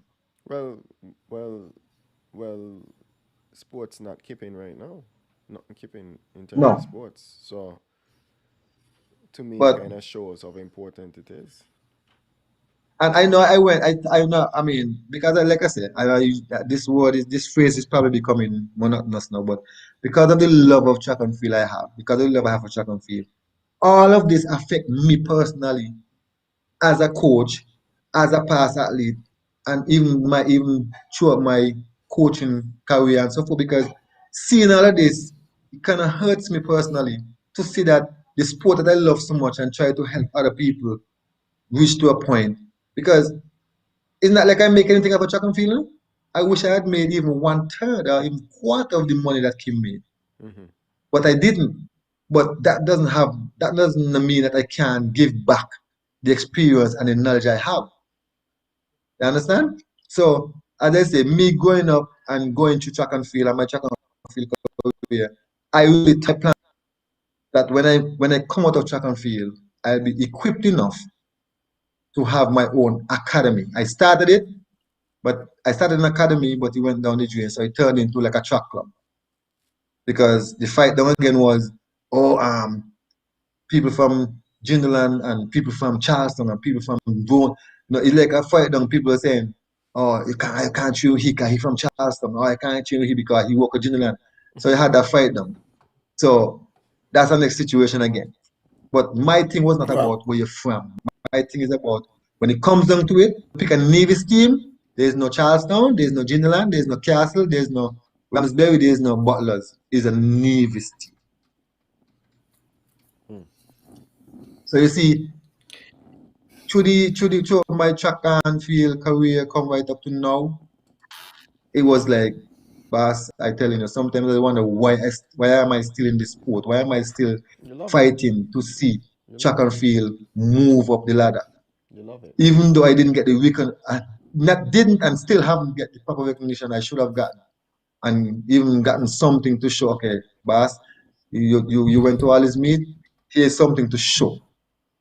Okay, I didn't win like a yeah, medal, yeah, like from the a type of international meet. notification. But the fact that I was the fastest in the league and the fact that I represented overseas, internationally, world championship, Olympics, I might not have come back with a gold medal, or silver medal, or bronze medal, but representation is an important thing. Yeah. CAC games in Barbados, It's encouraging. we came second in the 4x1 relay. I have my medal still showing, and it's an achievement for me Hmm. as I was on the national team when we won that thing and was all the division and that, and we came second.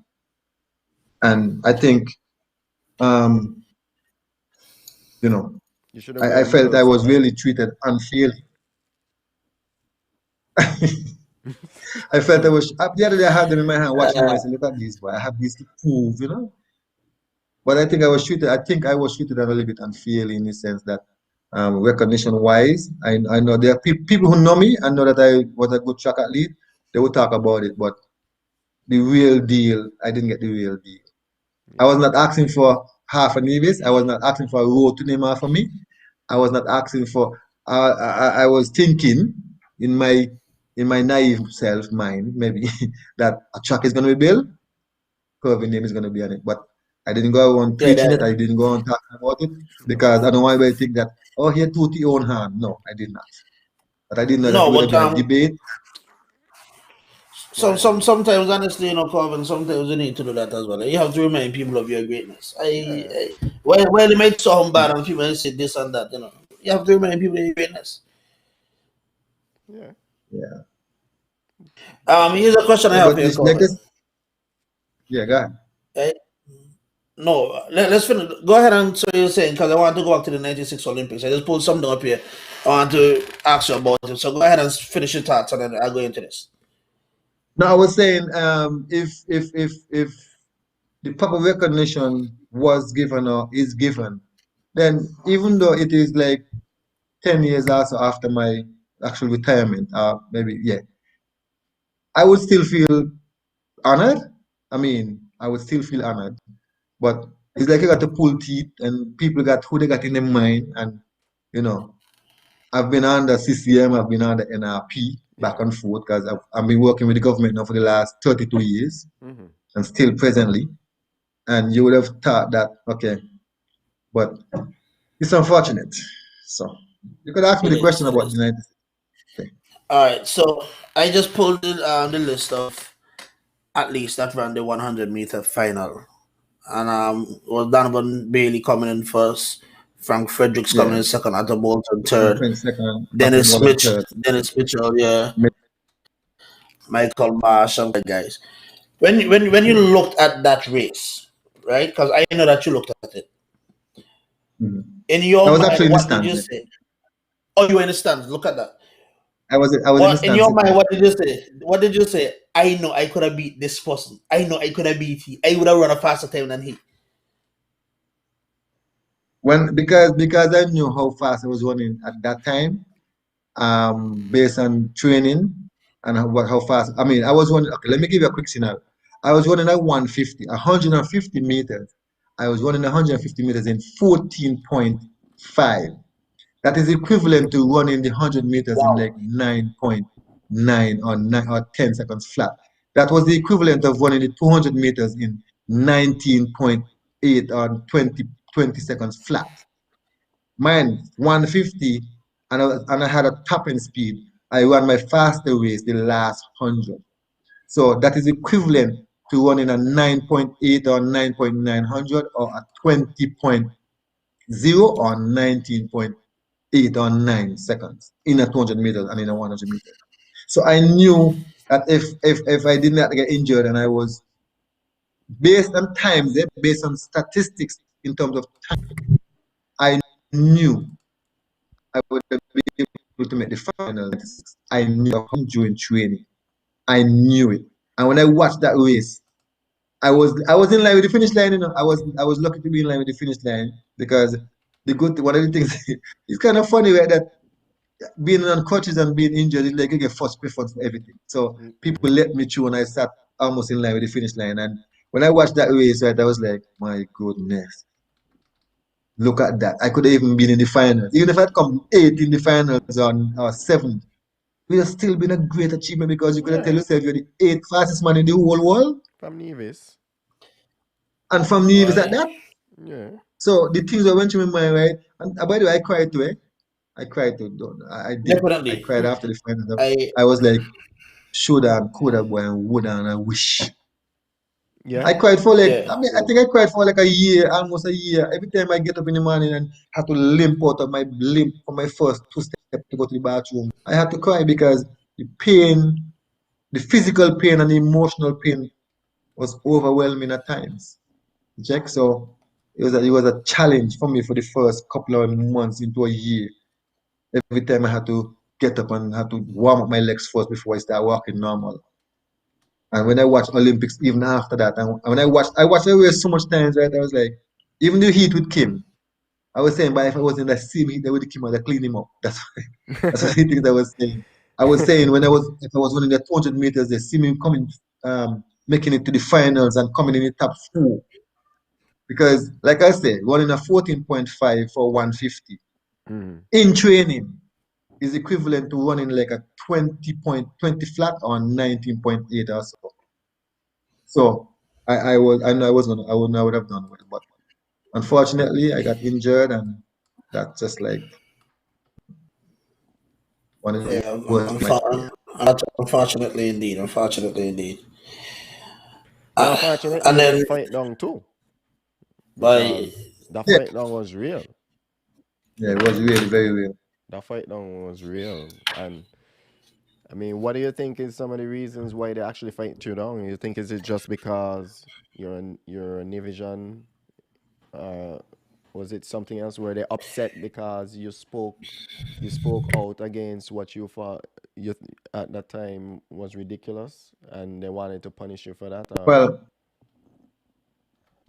well, the thing is, 1995 and 96, I was so outstanding.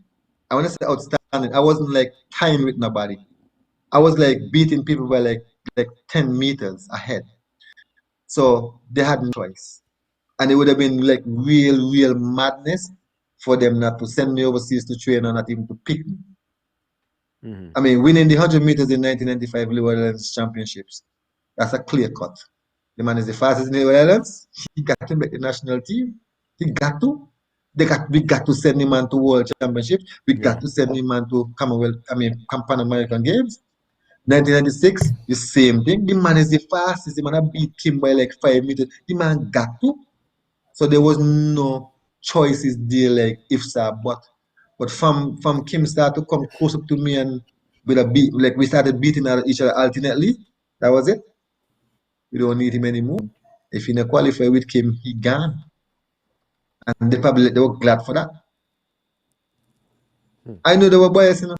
I tell look, let me tell you something, right? I got injured. Not even social security me get. Me almost 6 months, not even social security me get. 6 months. Then people give me a phone. Then wow, people give me a check for $400. Then people give me a check with weight. Self the, compensation. them SK people. and You AAA mean? back then. Oh, okay. SK and AAA back then.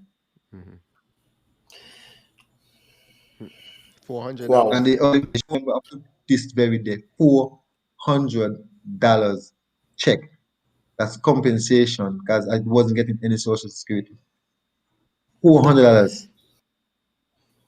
And I don't even say I have to tell guys because I don't practice telling lies and people, especially when it's come to matters like this, because I don't want to drag me into court, so I speak the truth. $400. 6 months. So It's crazy. the most you could give me $400. Kurvin, what would have That's caused your unfortunate injury? to see to hear the things, boy. Yeah, I hear you were asking. What would have caused your injury? Like, was it just Okay, and it's a good thing you asked about that because I could elaborate a little bit on that. I I had some pain in my heels, at the tip of my heels, the bottom tip of my heels, most like to the back of the tendon, the Achilles tendon. yeah? And I just thought it was normal pain. I was told that it was something called heel spurs, but I didn't pay much attention to that. I think it's pain, it go and come.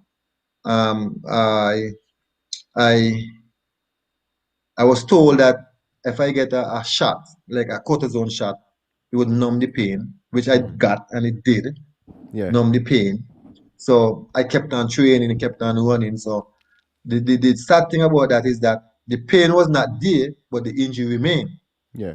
So while I'm not feeling the pain, it is getting worse and Worse and worse, and worse. I don't know because I'm not feeling the pain, but the injury is there. It just so happened that it happened at the pinnacle of my career. Pinnacle. I got a cortisone shot in the heels to numb the pain, and but the injury from before that is not the I don't well I was told by a doctor in Atlanta that what would have caused the injury to be brittle is the cortisone shot that I got. But from before, it was I did not know it was called tendonitis because back then we didn't have no orthopedic doctors. Mm-hmm. Just have a medical doctor who would say take some Voltaren or get this shot. Mm-hmm. And it was I had tendonitis and I didn't even know that. Hmm. What would have caused the tendonitis? Here's what caused it. I used to train barefoot. Hmm. I used to no something me had no support. My mother can't buy me proper shoes, so me train barefoot. As a matter of fact, no, I wasn't living with my mother like I was half an hour, but me myself. I me not have it like I said, so me can't buy proper training shoes. So Mm-hmm. I had to train barefoot a lot of time. And then when I do get a pair of track shoes, they would have been like a hand me down because Mr. Blackett used to have a box of track shoes that he have. So everybody had to use a pair and pass it back in. Right. So yeah, so that injury didn't just start 1996 or 1995. Right. It was gradually getting worse over the couple of years. So it's just So it built up to that, and it's just unfortunate again that it happened at that time. at that time. So You know what I mean? at that time, because But that would have over the been you years would have of probably training, you trained your training, your hardest, right? That's probably when you were training yes, your because that's hardest. the year that yeah, when it got really bad is when I was really training, when I was running up hills, running battles, steps, all those kind of stuff. So the injury back then you wasn't training. The year before you wasn't training that way. So now that you really pushing a lot of pressure and going overseas and okay, your leg is can't take it no more. And then, like I said, when I got the cortisone shot, it's like okay, I got an extra year out of it because Mm-hmm. it lasted for a good while. But I'm not thinking about the pain no more because I don't have the pain, right? And then unfortunately, that happened. So I would not say it's anybody's fault totally, Mm-hmm. but I would say that if better attention was paid, I think, back then I think we would have been better off. Like now we have our young athletes.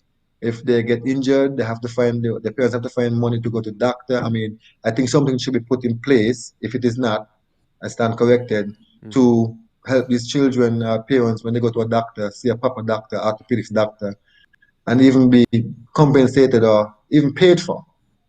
Because we have people like Marcus and Leroy and Kamal and Keji and all these athletes who are up there. And they go to a doctor and the doctor say, okay, this injury is going to take cost something like $500 to rehabilitate and take. Then something should, because if it's not like it's going to happen every month. If you get proper treatment right away, it wouldn't escalate and get worse over like mine. It would, you would get the proper treatment in about 2, 3 months, you rehabilitate, you're good to go. But not like me who had to take an injection for the pain, Mask but it. not get the injury dealt with. Check. Yeah. So we don't, and like I say, it hurts me to see that, or at least I don't feel we're getting the real type of care, to help them to get to the next level or to move higher.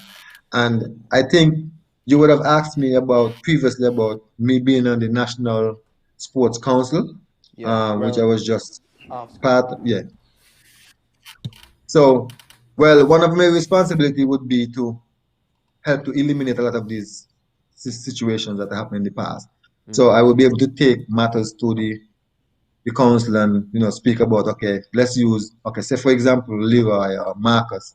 I feel okay, these guys should be given some sort of um, opportunity to maybe train overseas or get out of the federation to get further, Yeah. or an athlete who did well but is not running anymore.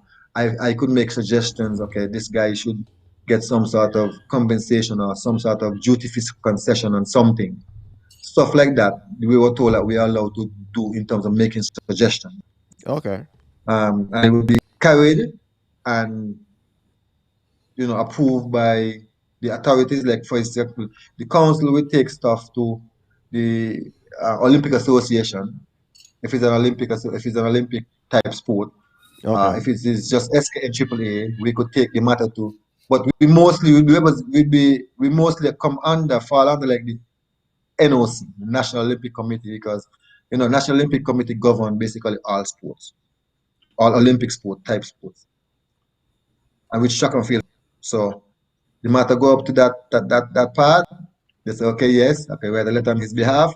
Kurvin Wallace is eligible for duty-free concession because he was a past Olympian and a past world champion athlete. Good. So we can do stuff like that. So now in Nevis, I would start getting names if it's football or track and field or basketball or whatever the sport is, cricket. Well, I'm not sure about cricket, but I will ask about that. We could make suggestion as a council member, and then they would look at it and But it's make a just a decision from there. suggestion. It's just a suggestion. There is no guarantee. Well, it's not totally because like okay, well, I don't have the power to make a decision totally, but I Okay. believe that my suggestion will be strong enough to maybe not enforce the decision, but to help the decision go through. Let's hope. Yeah, let's hope because I know basically Let's from hope what we spoke indeed. about in the past, because sometimes it depends, that's the next Yeah, story. yeah. I can not get into that. Just Corbin, I have a let's question hope here for because you. it's new for me, so let's hope for the best. All right. Yes, you have a question? Do you feel the government is doing enough to promote track and field? We have these tracks. We're not inviting international meets in and stuff like that. Do you feel we're doing enough to promote track and field? Oh, you invite people, on a blocks.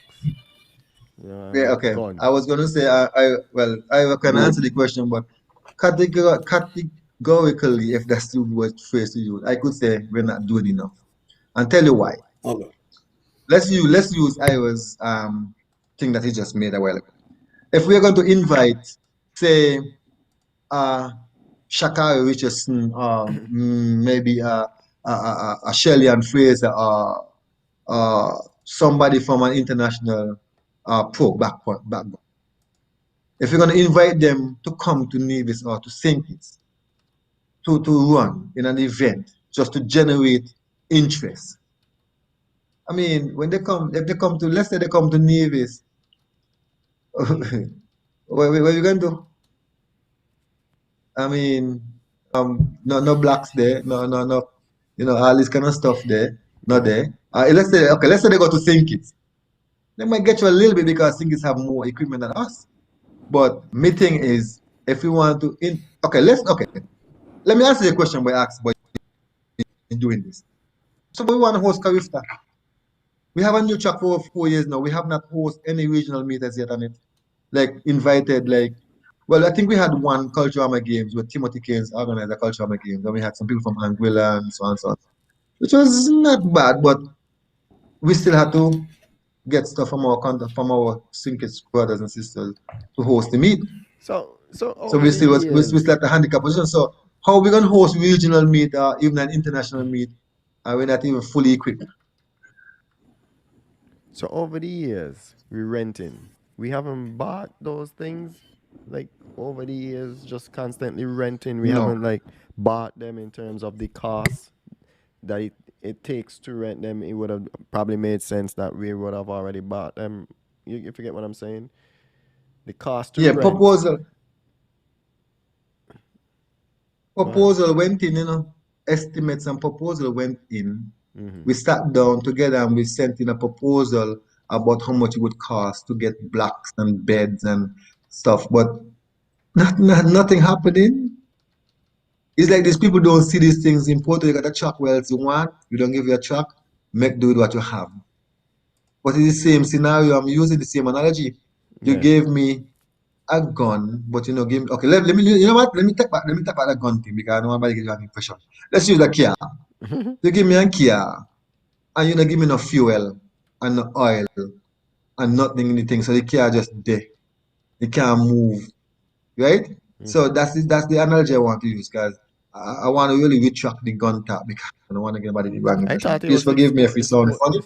the sporting gun. But anyway, Yeah. I So mean, that's what I'm saying. So how we gonna invite people to our shows when we don't have when we can't accommodate them properly? Even with living quarters. Where we gonna put them up? In schools? When we go overseas, we stay in hotels and guest houses and stuff. We're gonna bring people here to put them in schools and that kind Schools, of thing, yeah. which is Yeah, yeah, yeah. really, I mean, we passed the stage that we can't invite people to our shows to put them stuff. We got 20, 30 people in a one open hall. No, Yeah, yeah, yeah, yeah. we Yeah, can't yeah, I agree with you. Yeah, yeah, yeah. good. There's a lot of things. So we can't, so we got to, we're not doing enough But to accommodate this kind of level of sport, track and but field. but Curvin, we're a tourist we're a tourist based society, and we could invite Destination, yeah. people to come and train, right, with us if we had the proper facilities as a form of tourism. I don't know if it's Mhm. called athletic tourism or something. There's Yeah, health it's sports tourism, tourism in general. They call it sports sports. tourism. Yeah, you know what I mean. Instead of Yeah. instead of training like during the cold months, come down in the warm areas and continue training, especially when you know you have a big meet coming up and you might want to stop. I don't know. Maybe you know more than me. But that's what I'm telling you. We had discussion like this already. Mm-hmm. I've even mentioned like what you just said. What if a group from Canada or England or the States who have these cold temperatures at a certain time of the year want to come down here to train? Where we gonna put them? Okay, let's say they have to find their own accommodation and they pay for their own accommodation, but they just want a nice track facility. So they spend the money and they stay at Four Seasons or Mount Nevis or Golden Rock or one of Yeah. these hotels or guest house. Okay, that's their responsibility. But then the track, all they're gonna have is a track, no high jump bed, no starting blocks. They can't walk with those stuff. So they have to come meet those stuff. So if say, let's say a group decide, okay, they want to come to Nevis December, November, December, or those kind of time to train Mm-hmm. because it's very cold in the state. We got to go wrong about, but at the same time, Sync is not gonna go starting blocks either. And I don't know if they got them in the last 6 months because the last time we went to a meeting, Sync is the starting blocks, the rubber pads and the starting blocks is off, so the children's spikes are touch the metal. You say this Ah, is real talk. You say this is real talk. ah, You ask me this to be real. I'm being real. That's nonsense, right? So, and as I said, this would have been sports tourism. You bring people to your shows. You never could tell what else that could spark off. Yeah, yeah, yeah. So a group of 25 athletes come to Nevis, along with officials, coach, physiotherapists. So we want to talk about a group of 35.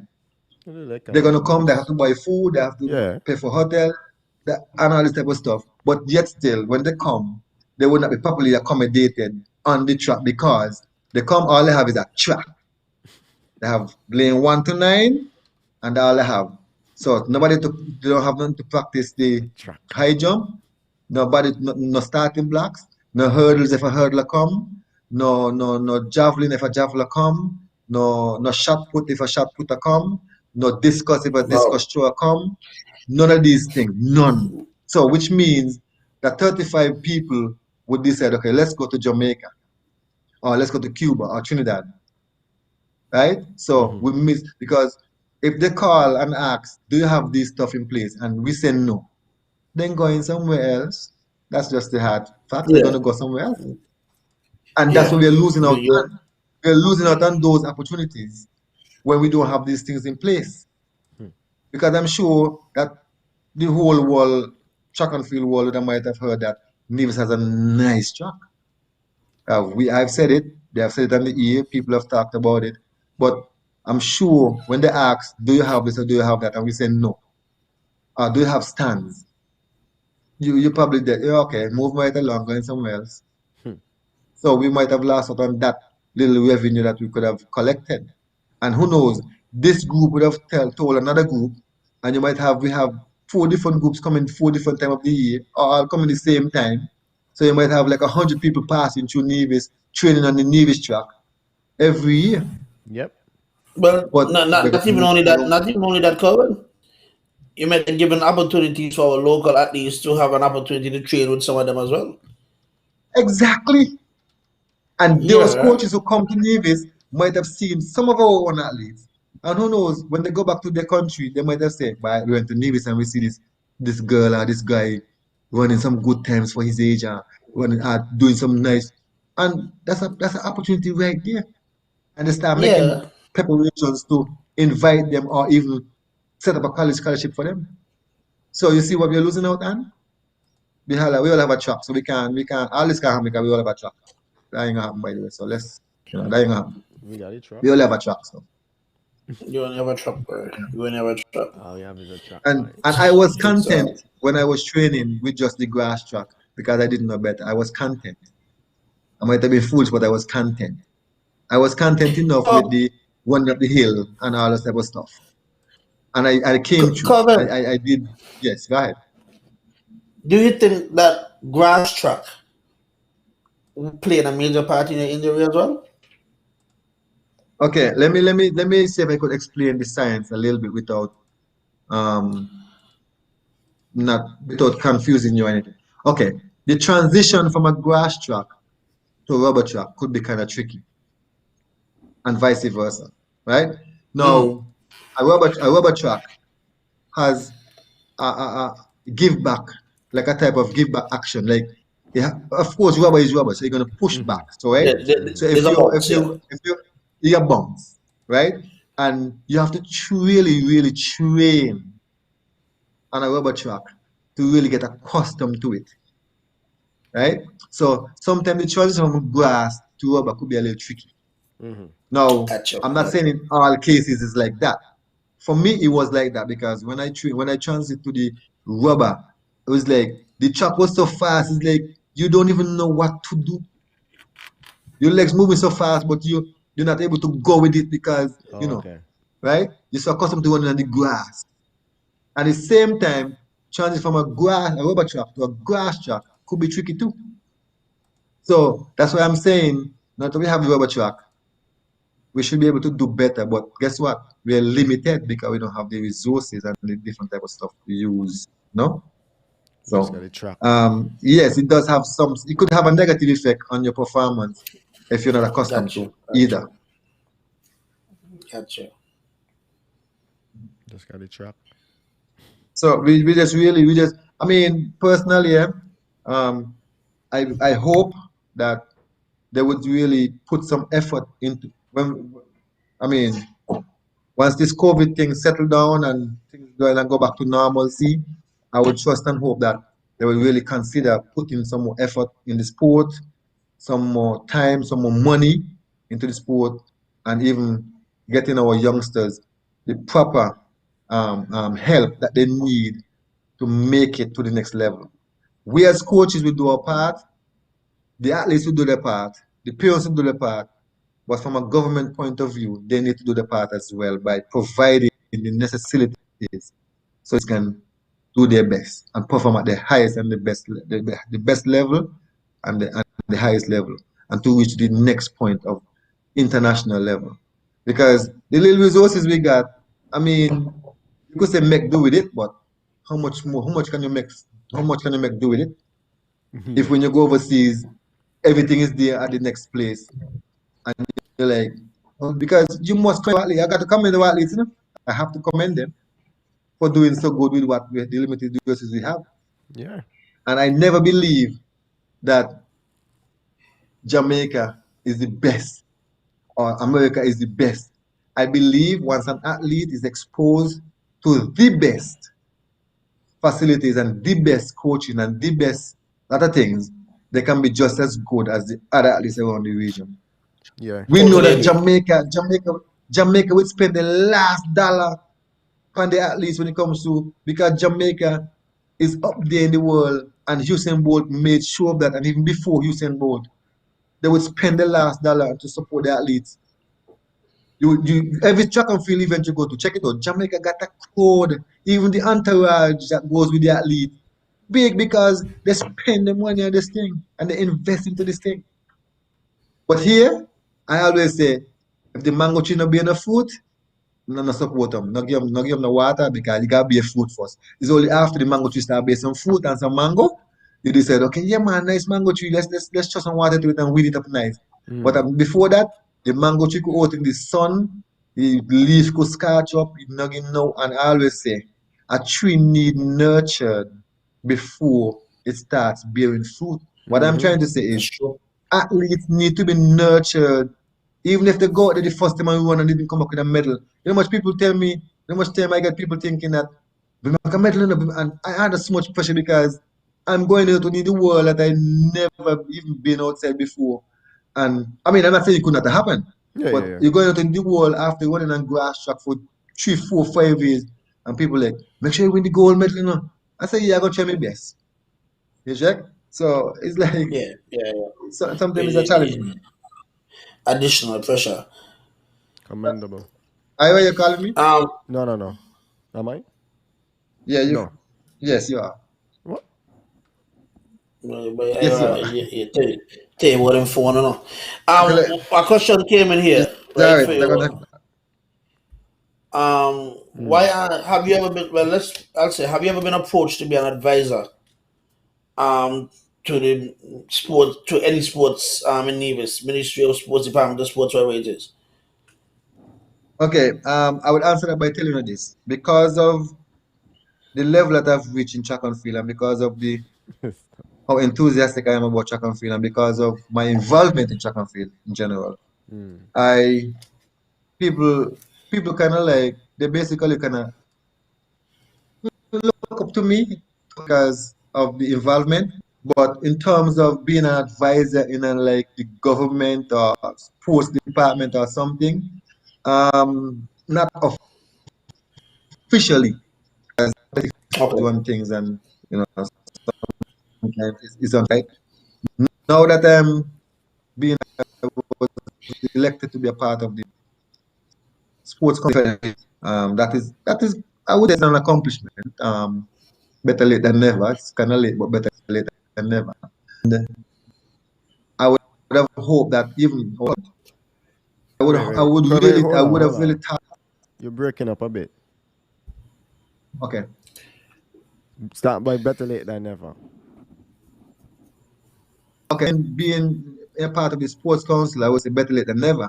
But I would have thought that my because of my involvement in track and field, I would have thought that governments or even president would have been I would have been more directly involved from a maybe department level or ministry level in Nevis when it comes to where track and field is concerned.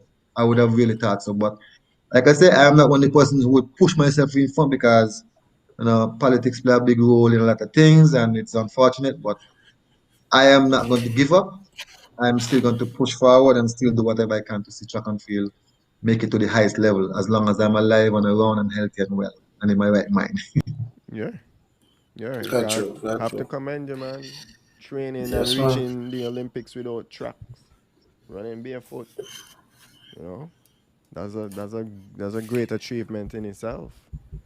I think you're an inspiration. You know? Hard Yeah, worker. You know what I mean? yeah, man. I believe in that. I be 100%. And with the limited resources and so, you know what I mean. So, Yeah.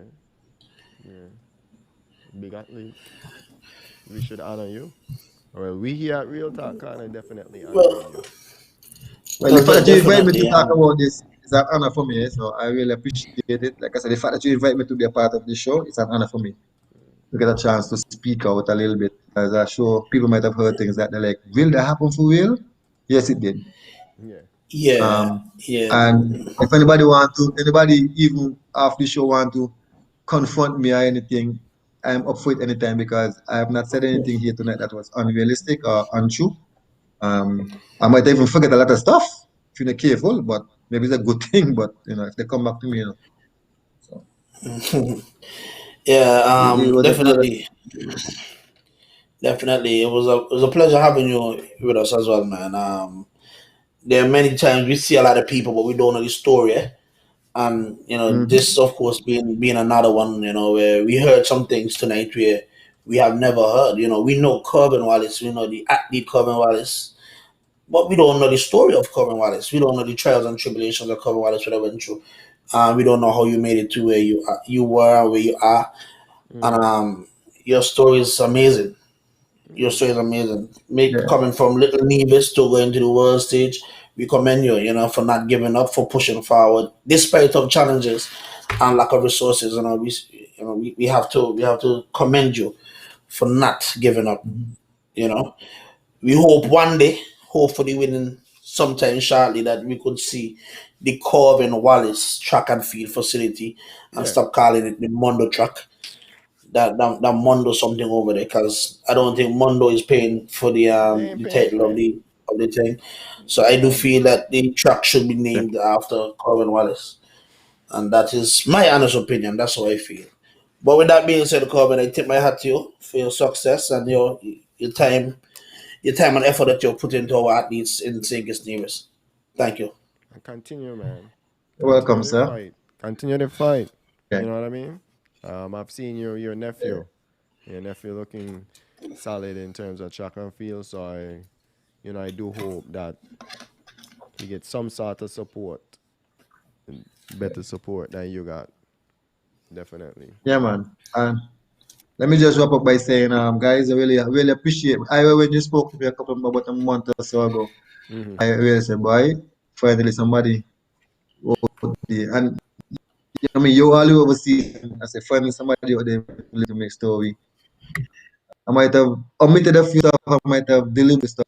At the same time, not because I'm afraid to say it. It's just because some of it I would have gotten really emotional, Yeah, and I didn't want to really break down the show, but it's I would have all gotten right, really though. emotional. But It's all right. um, If you want to yeah, talk thanks for about the it now, opportunity, you man. could you And could talk about it now, no, if you want to. I know, but I really happy for the opportunity because even today now into the fitness field and trying to get people healthy and strong and so forth. And Yeah. I have a great supporter, of course, my wife, Andy Wallace now is really a big Mm-hmm. supporter, and so we are going to see if we could, I mean, and we could incorporate it too, no, because what I know in terms of the fitness, I put it into the track and field, and I train people because the strength, being a strength coach and being a fitness coach and a track and field coach and the sports nutrition specialist and all this type of stuff. I'm able to incorporate all of that into the sport, and I'm willing to help anybody. It doesn't have to be a member of Over the Top Track and Field Club. It doesn't matter who you are, as long as it's to help you get on the national team on the national level. I'm willing to impart my knowledge to anyone who want to get out there. And like I said, I have a great supporter. My wife is a transformation change specialist, and she also could help people in terms of the mental, thinking about the sport. I mean, some people that want to get better in a sport, but Mm-hmm. they're afraid because they're intimidated by what if, and she could get you out of that thinking and so forth. So I must say I have a great supporter, and you know that we are together in this. We are still going to, of course, I'm going to start with my club. Well, not start, I've started. But like I said, my knowledge is not just limited to my club members. It goes beyond that because I don't want to see anybody else go through the same thing I did Yeah. leading up to the Olympics and after the Olympics. And Yeah. I'm Yeah. seeing it happening. It's unfortunate that I'm seeing it. I called some names a while ago, Leroy and Marcus and Jival and Bryson Quill and those guys. Them guys, they should have really, really been out there. I mean, they're still here. And that's unfortunate. And it scares me because I was stuck in Nevis, got the opportunity to go to train overseas in Jamaica, but that's most of it. I mean, if them guys will get out to a college at this age now, it'll be better for them. And I'm not saying Nevis can't provide the type of training, but look at the career, the degree or this kind of stuff, and even get to a higher level because more. I mean, I ain't gonna deny more opportunities is out there, more opportunities out there than here, more, and we Yeah. can't deny it. So it really hurts me to see that athletes are coming through the system and dropping off because and they're not getting enough support and all this type of stuff. And sometimes it's because of who you are, where you come from, and all the little politics that would kind of create some situations, and it's unfortunate. But as I said, thank you for the opportunity. I hope that what I said, I hope it would not just reach out to some people, but it would cause some disturbance in their mind. And I really mean that. I want to disturb their mind a little bit because now that other people know. I want to disturb them a little bit that they will say, boy, we can't really let this happen again. Let's do something about this thing and let's see if you could put some more effort into the sport and see that other people don't come through that situation again. So I really wanted to disturb the mind. If you notice, I have not said anything to disrespect anybody, any disrespect the government anyway. I've spoken my mind. I've tried to be as as frank as possible, but respectful. So I wanted to disturb them a little bit, make them feel uncomfortable. That's what we need. So guys, really thank you for thank you for having me, and um, um, Reese. Reese, thank you for also having accommodating me, and all those who might have been listening or watching the live. My task is just to see the sport reach to a higher level, and so we could just put this nonsense behind and look for the betterment of the country in terms of track and field. Sports in general, but after track and field. Yeah, and man, I just hope it gets better, because I'm livid that we are not having any sports. To me, I can't wrap my head around it that we are not Can't either. having any sports right now. And No there are interprimary, studies, yeah, nothing. there's studies that shows, sports and how there is a positive development on the youths and sports, the correlation. But hey, hey, hey, but Kurvin, thank you, man. We do appreciate your wish. When we first started, you asked how long we're gonna be on. You said 20, 30 minutes.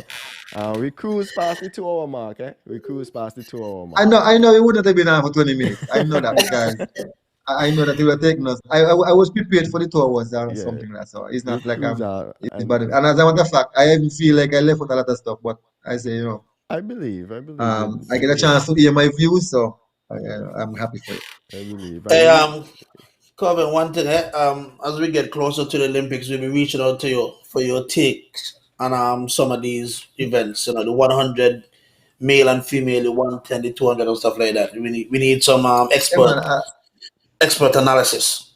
yeah, definitely. I'll be happy to talk. And see, that's one of the things people overlook about me too, when it comes to analyzing because they always choose the same people over and over again, and they got people like could sit down and analyze the race and analyze the event, and because people think, because okay, for example, I'm not gonna follow up the program, but No, I go tell ahead, feel free. people think, okay, I don't know Shakari well because she's just young, up and coming, but Mm-hmm. people think because okay, she's running well now. Remember, you got to give it to the person. Remember, Shelly and Fraser is an experienced athlete. Yeah, yeah, yeah, yeah, It's like experience is the big thing right now. yeah, And you got to look at experience when it comes people who know how to go through the rounds yeah. properly, I said as last opposed to night. one who just want to be on the scene and yeah, and rejoice and so. No, that's not it. So like I Oh, used to tell people, Otto Bowling was a person who could have run fast early in the year. Asafa Powell is a person who run fast early in the year. And then when you come to Olympics, then crash because the mind. You see Usain Bolt? Yeah, You see Glenn Mills? I tell you, Glenn Mills is a man. The man know how to coach your mind and your body. I was able to do well because he told me how to go through my races and so forth.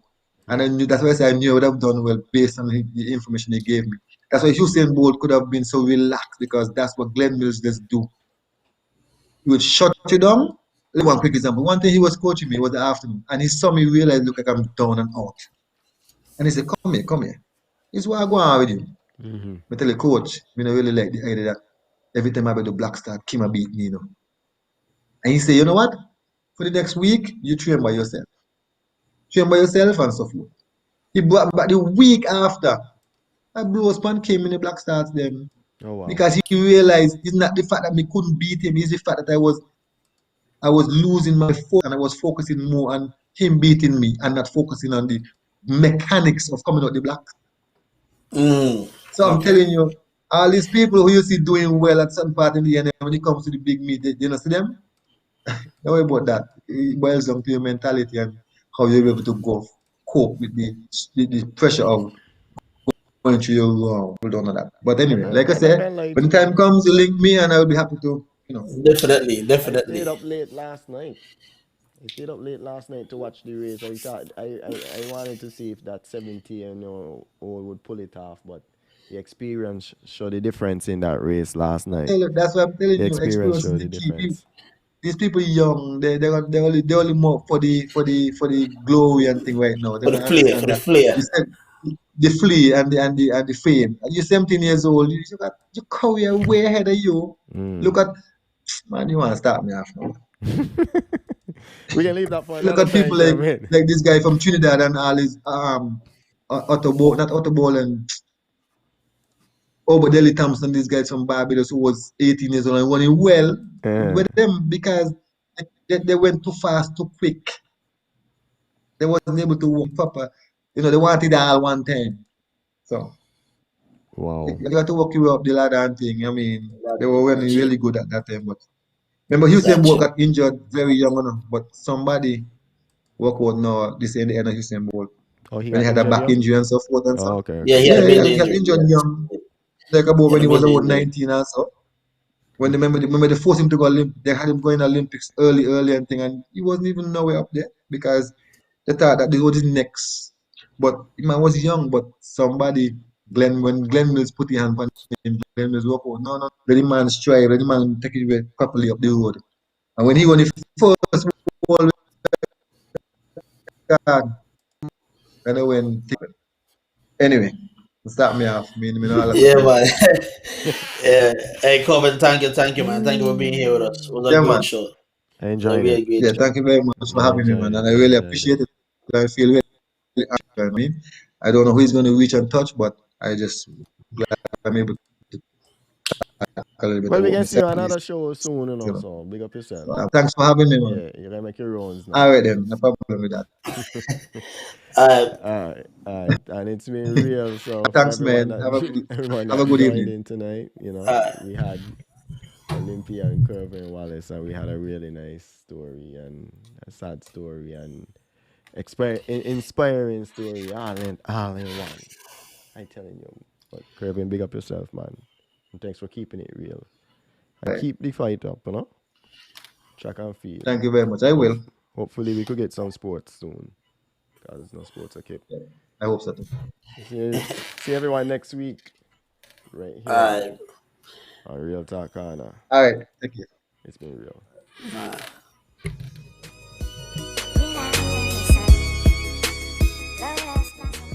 Real talk, real talk, real talk.